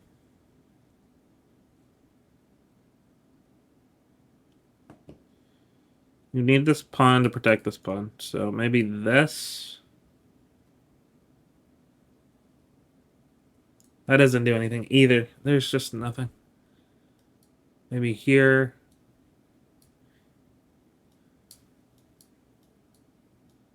Maybe you're just purpose. No. Oh, you know what? Maybe this is the idea. No. I was thinking, maybe getting something like this. Okay, my intuition was right.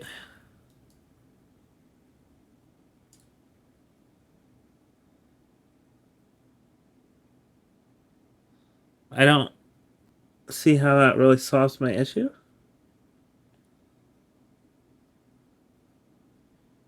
Maybe here they capture and then no, because they come back. Just poke. Have to capture. Oh, okay. Ah! I actually got it. Hey, Solomon just texted me.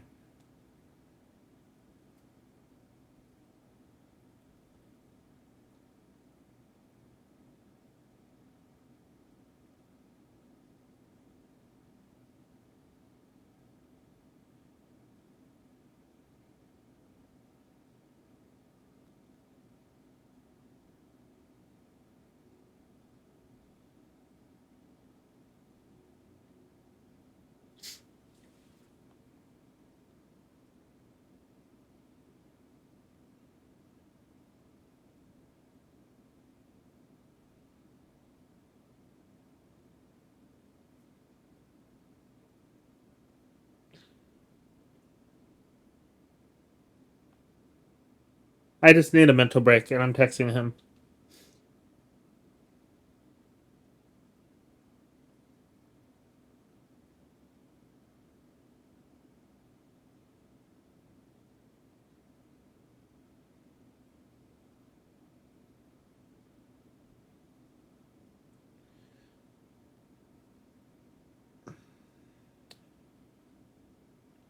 Let's see.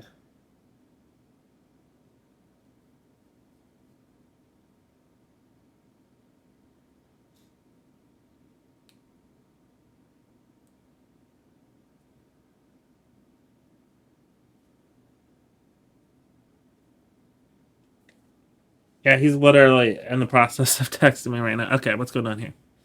This looks very much like a smothered mate. Thinks something like this.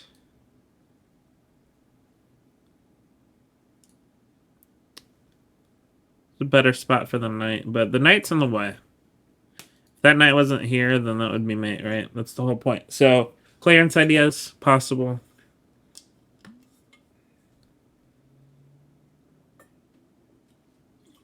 There's also just swing the queen all the way over here.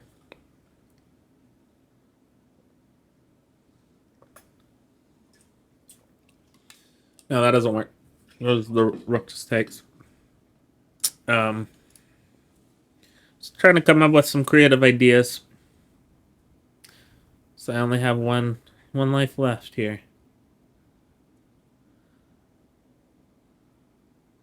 Oh, you know what is a cool move? This forks, and if captures, capture, and then you just win material. It wasn't that. But did get a record for myself. So, oh, I missed this bishop check here. Ah, that's mate. Yeah, that long shot bishop move I missed. What else? Oh, a fork. Okay, cool. Oh, wow, that's a long puzzle, but it's pretty intuitive if you see that fork. And then here, what is this? So the knight jumps back because it hits the queen. Oh, wow, okay. Very interesting. Let's see what he says about the Italian.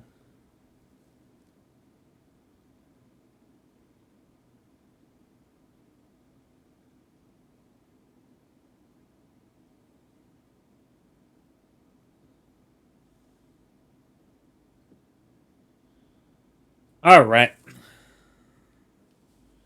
Shall I keep it going? I don't know. What other things do I have? I could do puzzle battle. I could evaluate positions. Let's just do maybe one more. Oh, it's black to move.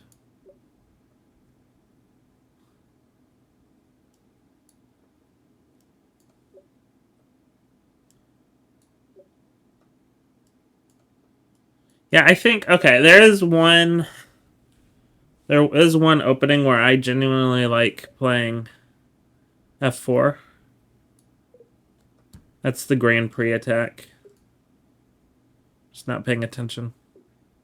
I think that's a good indicator that I probably should switch to something else. My brain is kind of melting.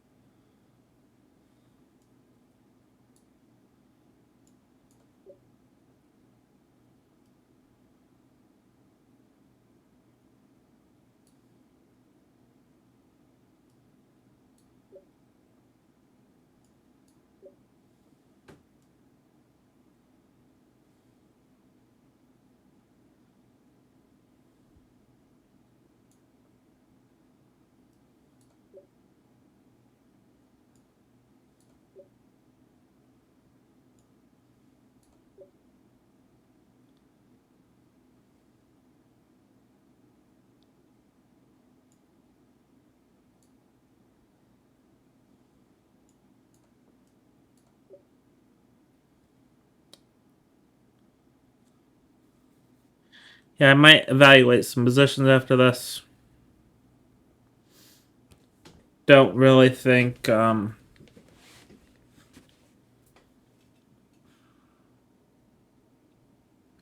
Doing puzzle battle will help me right now.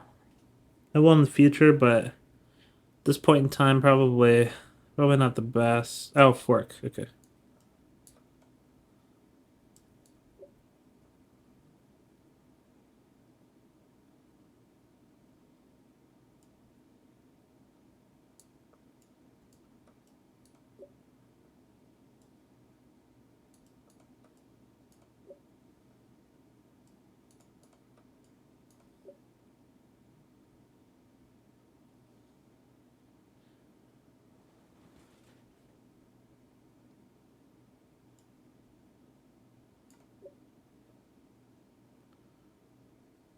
Waiting for him to finish his thoughts before I text him. You know what? That's a great idea. And hit with the. Oh no, that's not a double check. This take and me. Okay.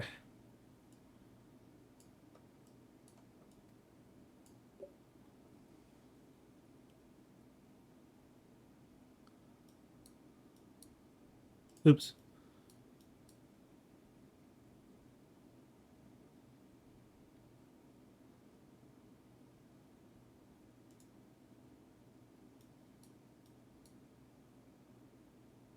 Hmm. Let's see what Solomon says. Hold on.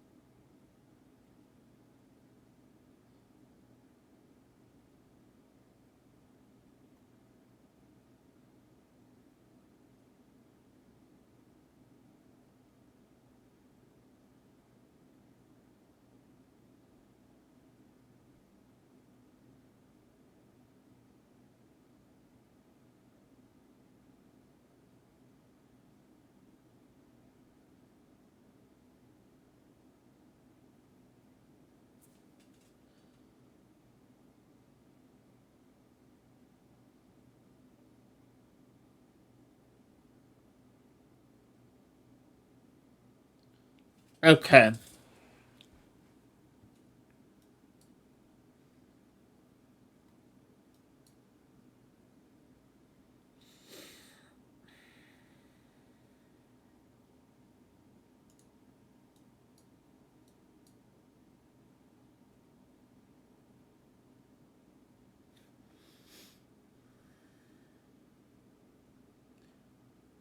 And then I can hit here. They go back.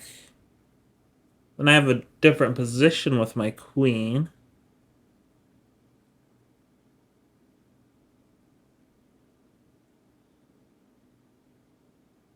Or the idea is this. You go here and you win lots of material.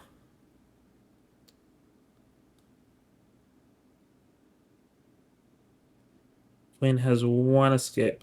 There we go. So almost is like a fishing pole right here. Talked about that earlier. Not quite a fishing pole. Actually, you just do this immediately.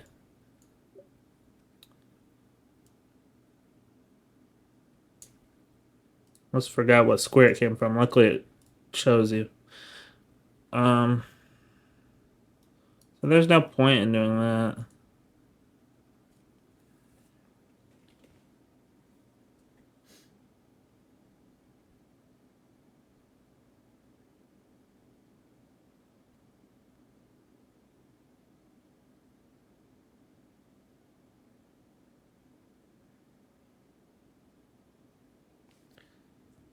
Okay. Ask him what he thinks about the Evans Gambit. We'll hear it.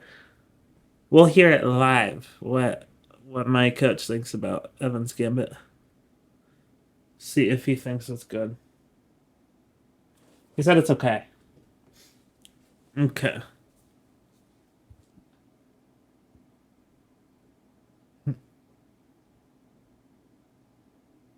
I know Gary Kasparov really loved it.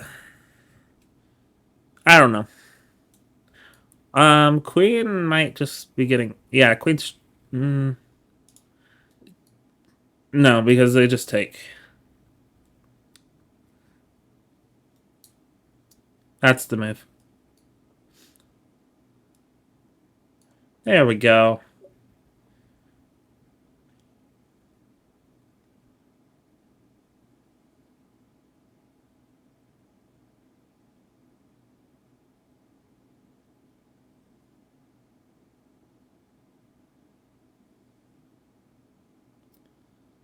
Probably is going to be because a lot of people know the line. This is a more positional position.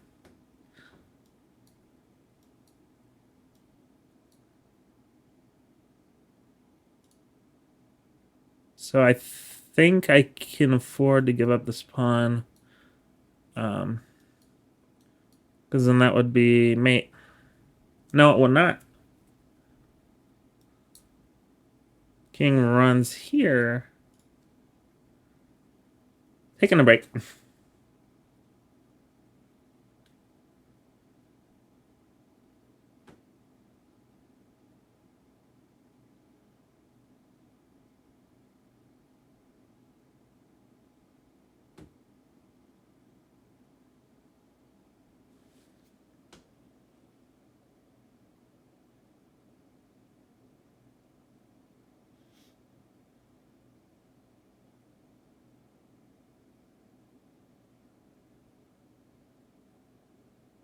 Okay.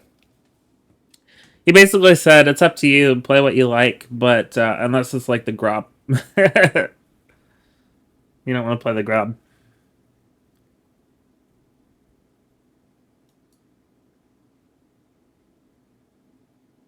That's just a mate in one. See, that's what...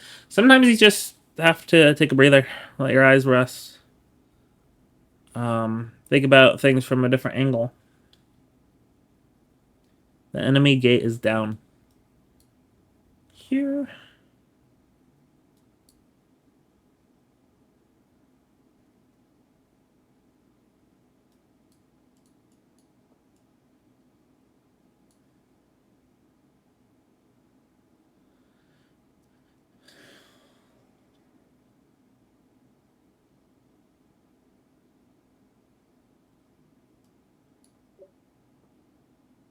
I might actually go to a chess club today. I need to call. They're not open yet. I need to call and find out more. It's Wednesdays that really they have their tournaments, but... Or, yeah, and that's if you want to play a game. But I could probably still play games while I'm there. I'm okay with doing tournament-esque live games, you know.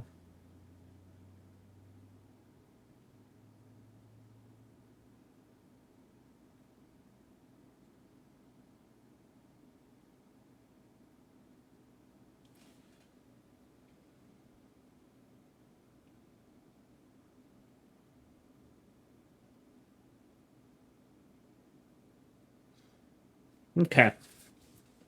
What else? Oh, this is beautiful. Take, take, take. A little bit too beautiful for the computer, I guess.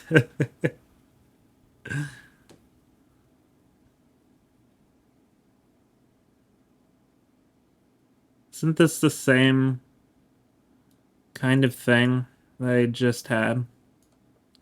Yes, it's very similar.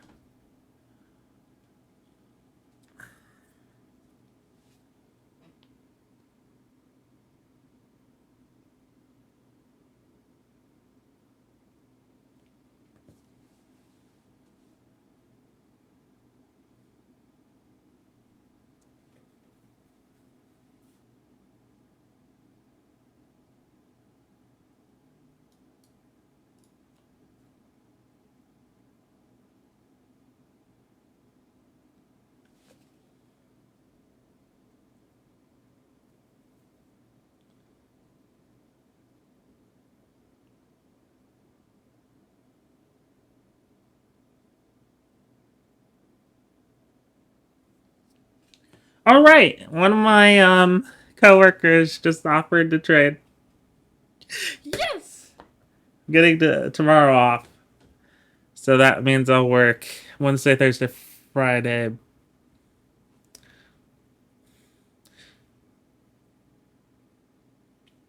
I'll check. I'll check with my wife though because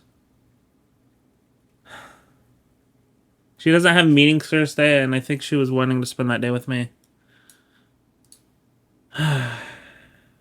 I don't know. I feel like if I trade now, then she'll be upset.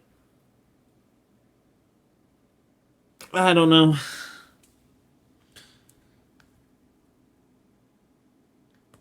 Okay.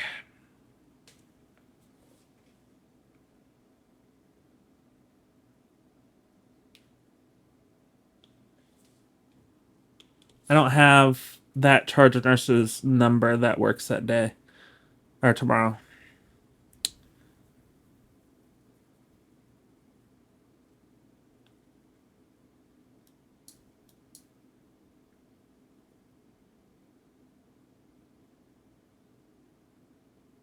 We trying to fork? What are we trying to do? Well, they're mating us. So I think we're gonna stop focusing on our attack against them and focus more on stopping their attack. And clearly not in that way.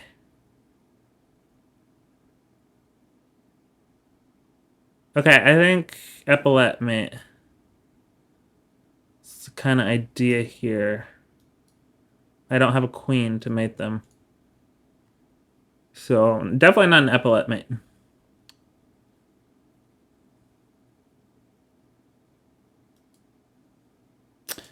Just mate in one. That's better. Grab.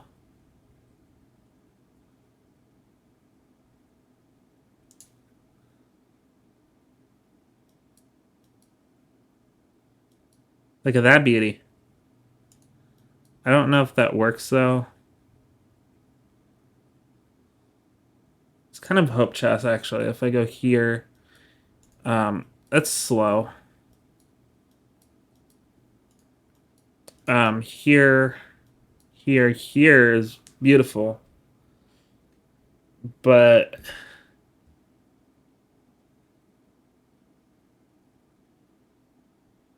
it doesn't actually work because I can just go here,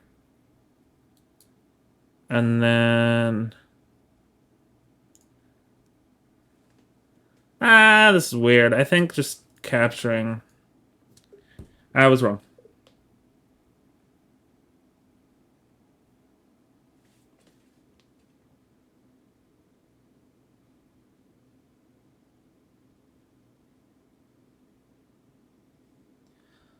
Okay.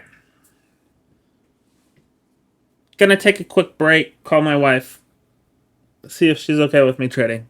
I'll be back in a minute. Alright, so I am back. Should be continuing. Yes. Okay, I'm back, like I said. Let's evaluate some positions. I got everything switched over from my end to trade. Isn't that weird how life works sometimes? Okay. So, is white or black better? I like white's bishop pair. I like white's pawn chain. White has not castled, but white's king is safer, I think. White has a plan for where to move the knight. Seems to be a good square for the knight right here on c4.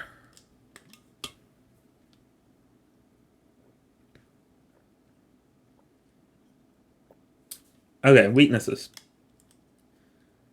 It's not really too clear of a way for white to protect c3, except for maybe rook c1. Or bishop c1 also works. Bishop C1's probably better. I also really like white's semi-open B file.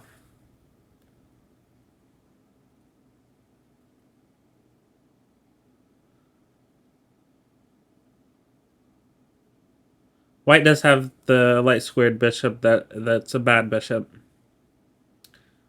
Whereas white's dark squared bishop's a good bishop. I would say black's light squared bishop is a good bishop, but it hasn't developed yet. Really only has ideas to go to d7 right now. Anyway, so black is making a strong attack on the king side of the board with the pawns, but that's also weakening black's position.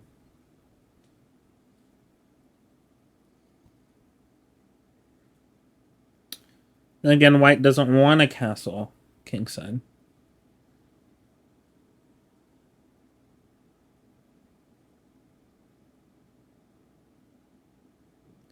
Black has a hard time developing their knight and bishop. They're both fighting over the d7 square. d6 is hanging. So you probably have to play rook d8. Knight on h7 is awkwardly placed. I'm going with white. I think white's better. Indian game. Anti-Grunfeld? Oh, yeah, variation. Okay, cool. So you can actually watch the whole game. It's really cool.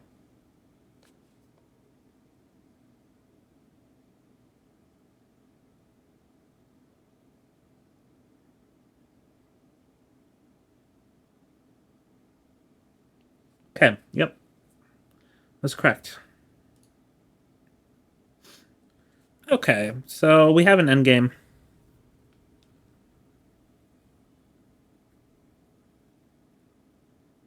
We're 3-3 for pawns. Materials completely equal. We have same colored bishop, so this will be a really strong attacking game. Endgame.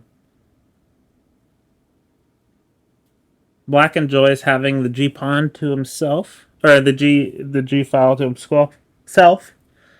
His or herself. The okay. White enjoys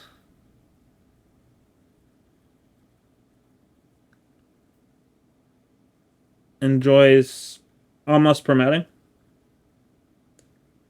and also having a nice semi-open file. The rook placed behind their b pawn. It's white. White's better here.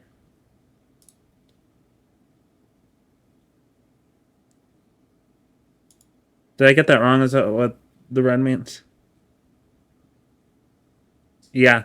So black's better. Okay. I was thinking. So A. Yeah. Okay. Maybe because of this open file. Black also is preparing, and they also have this outside pass pawn. Okay. Kind of tricky.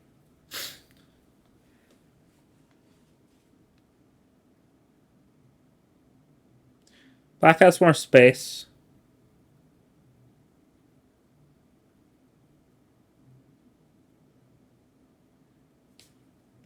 Black has a bishop on h8, which is weird.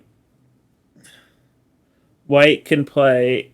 This looks like a King's Indian attack. White can play f4 at some point. Not right now, but, well, maybe. f4 would be a great idea. Get more space. Chances are high on the C file. Whoever trades into that is losing. I think white has more activity. Black has a bad bishop on h8, where white has two good bishops.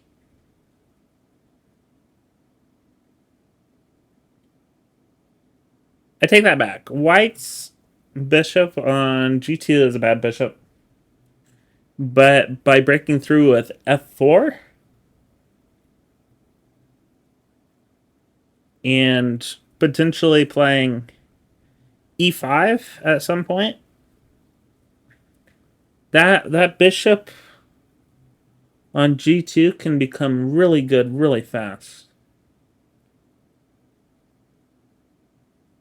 Even potentially playing bishop c6 at some point in the future.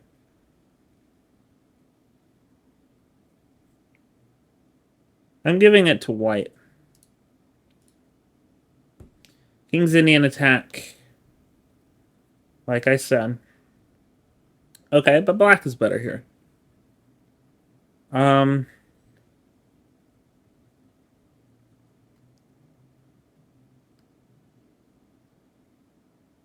Oh.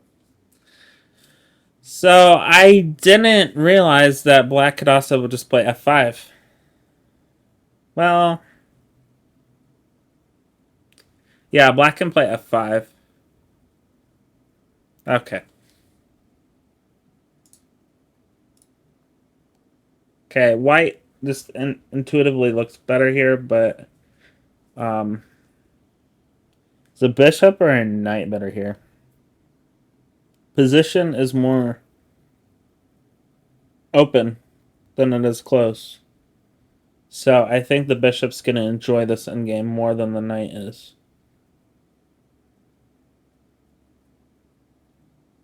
And just for that, I think black's better. And I'm wrong.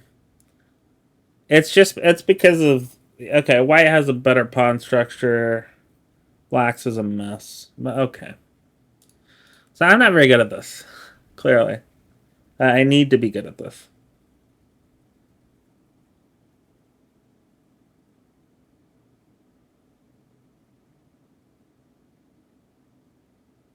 White looks way better here.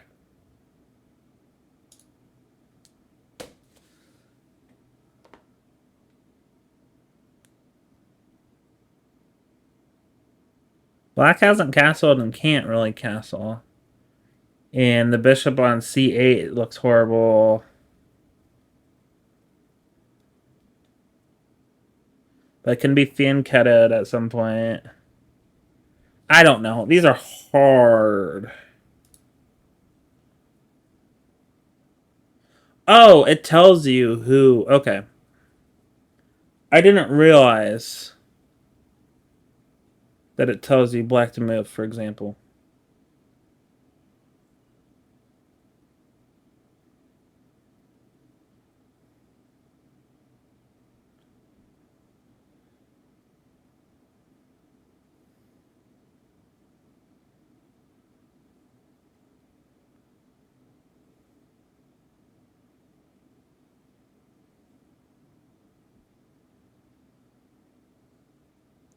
Black has an extra pawn. I think black's better. Yeah. Okay, if I knew that, then that would help. Black to move. What's the key idea?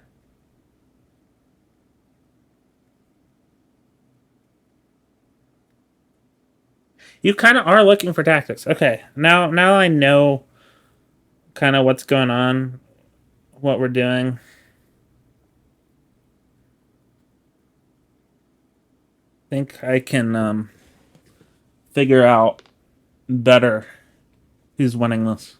White has a really nice, but maybe overextended pawn structure. I don't know.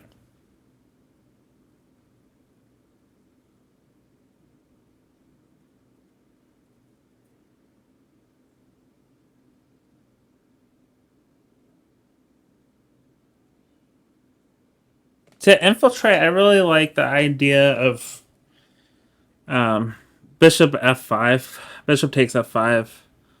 Bishop takes back. Rook g3 check. King moves.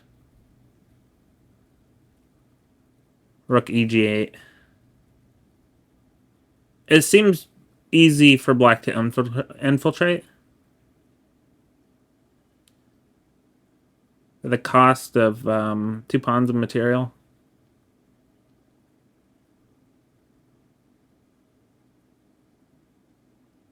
A5 might really undermine white's structure. I'm going to say that white has overextended pawns. I think black's winning. Okay, I'm wrong. So, I think just black doesn't really... Okay. I don't know. That's fine. White does have a really nice pawn structure. More active king during the endgame, I think, is key as well. Better bishop. Okay, yeah, better bishop. White has a better bishop. Okay. Let's just, okay. If I was just guessing, I should have gotten half of these right, but this is embarrassing.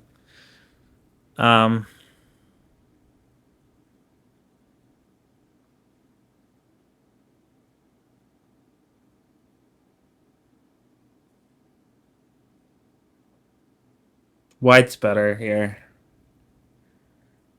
White doesn't have a bishop pair, but black's pawn structure is terrible. Lots of weaknesses.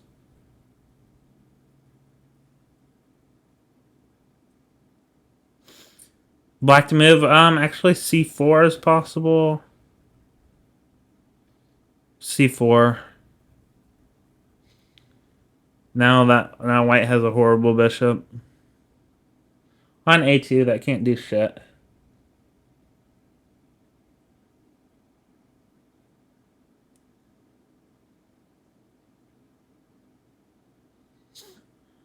I'm saying black's better. It looks weird, but black's better.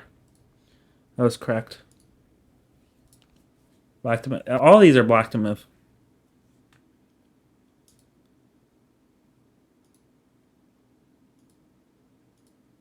Oh, let's do that.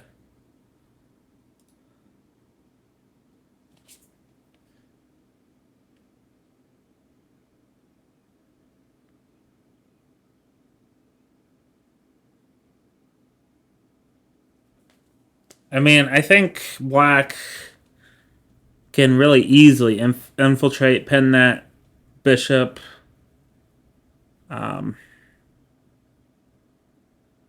White has black has an absolutely evil bishop pair. Evil bishop pair.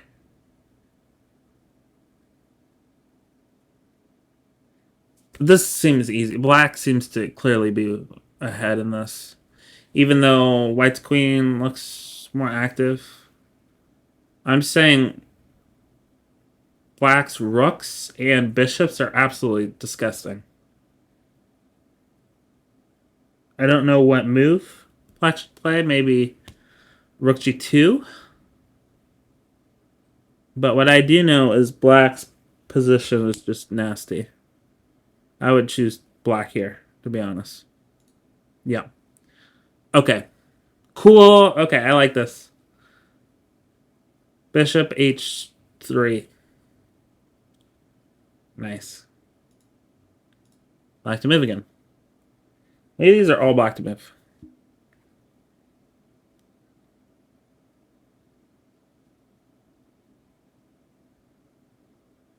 It almost looks like you could sack your queen here, but you can't. Do the bishop at knight.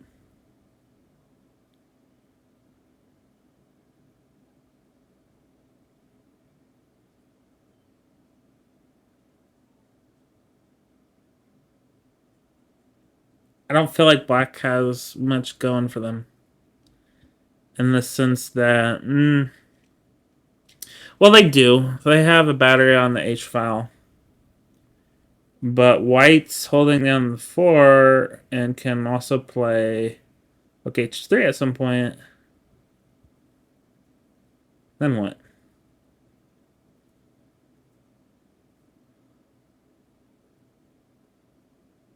These are almost like anti-puzzles. Seeing if there's a this is similar to that. If I can get this right, I'll have gotten half of them right.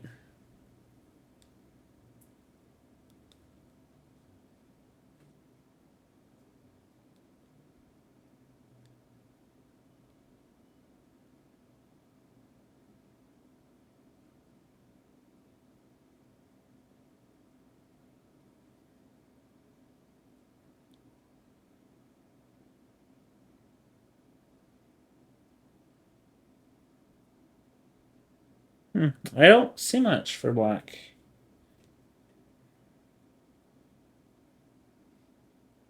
I mean, it seems like things should be clear, but they're not.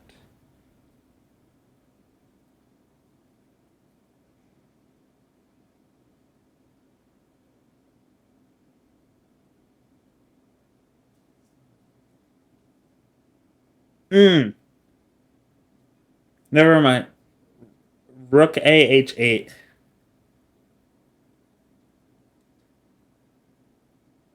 Looks terrifying. Black has a good bishop. And an extra pawn. I'm saying rook A8, H8, and black's winning. For the most part.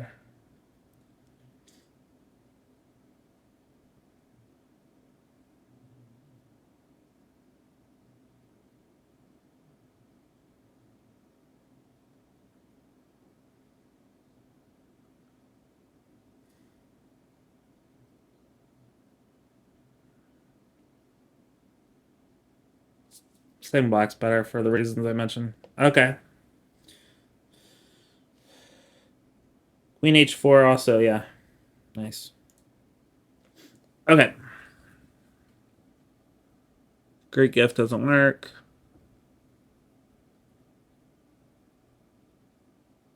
I don't know why I can't switch it to... Ooh.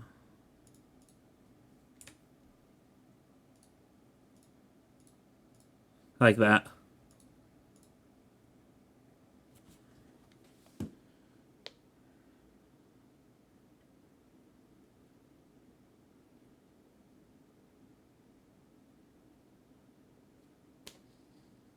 It looks like white's absolutely crushing.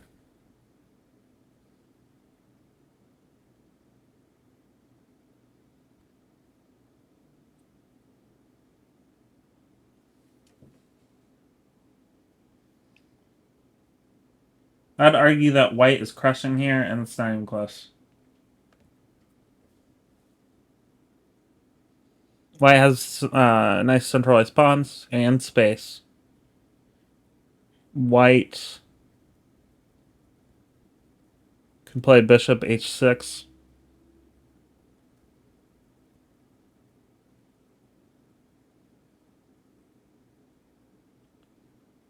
White has a very powerful bishop pair. Black has a nice bishop pair as well. But I just don't know.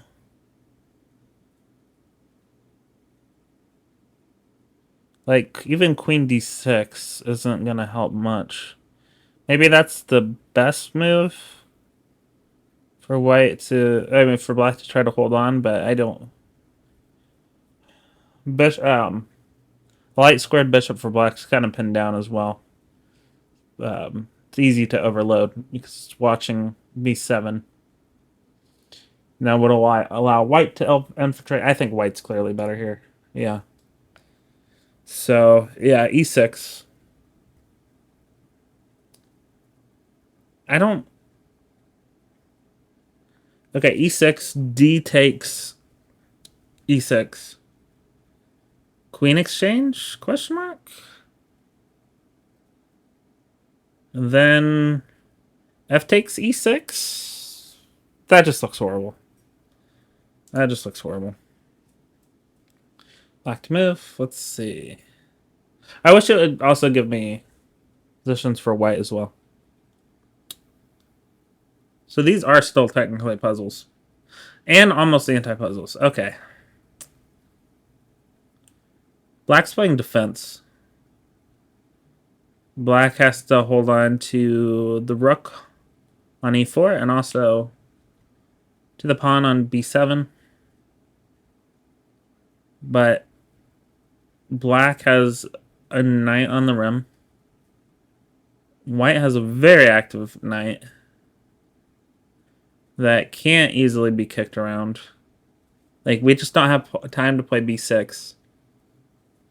If we play b6, we lose our rook. And we need our rook because of our overextended pawn on e3 that will never have a chance to promote. If anything, it's a liability, and we can't even protect it with our f-pawn because of the g-pawn on g4. This is the disaster. White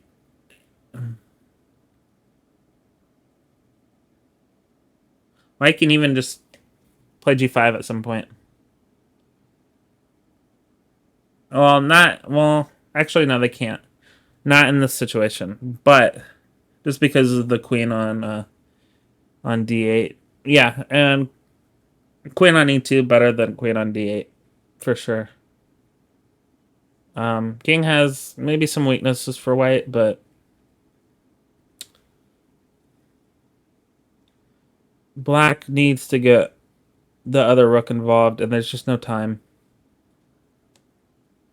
There's just no time for the queen to get out of the way.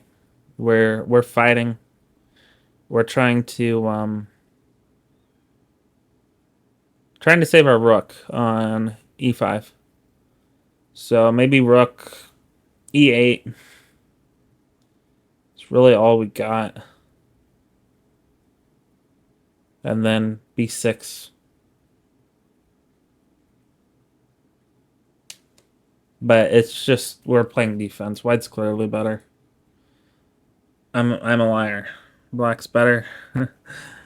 I was almost right. So rook e7. I don't know why black is better here.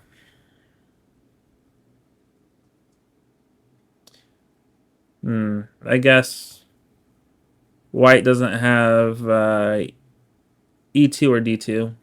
Or I mean f2 or d2 because of our pawn. So we have to look at squares that our pawn's attacking and not just what we need to promote. Yeah, okay. All right.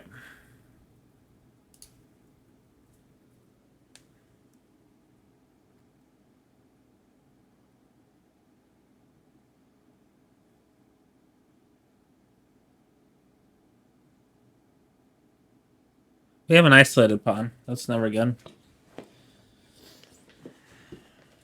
White has a great queenside pawn structure. Our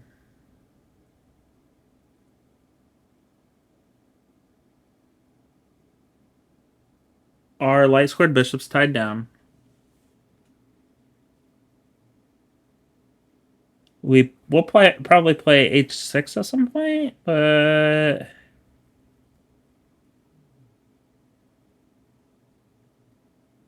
knight e6 is coming. Yeah, black's losing this. White's better. Yeah. So queen e7.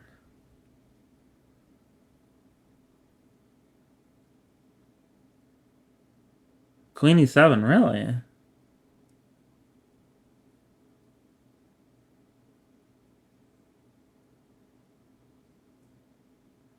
And then knight e6, and then what?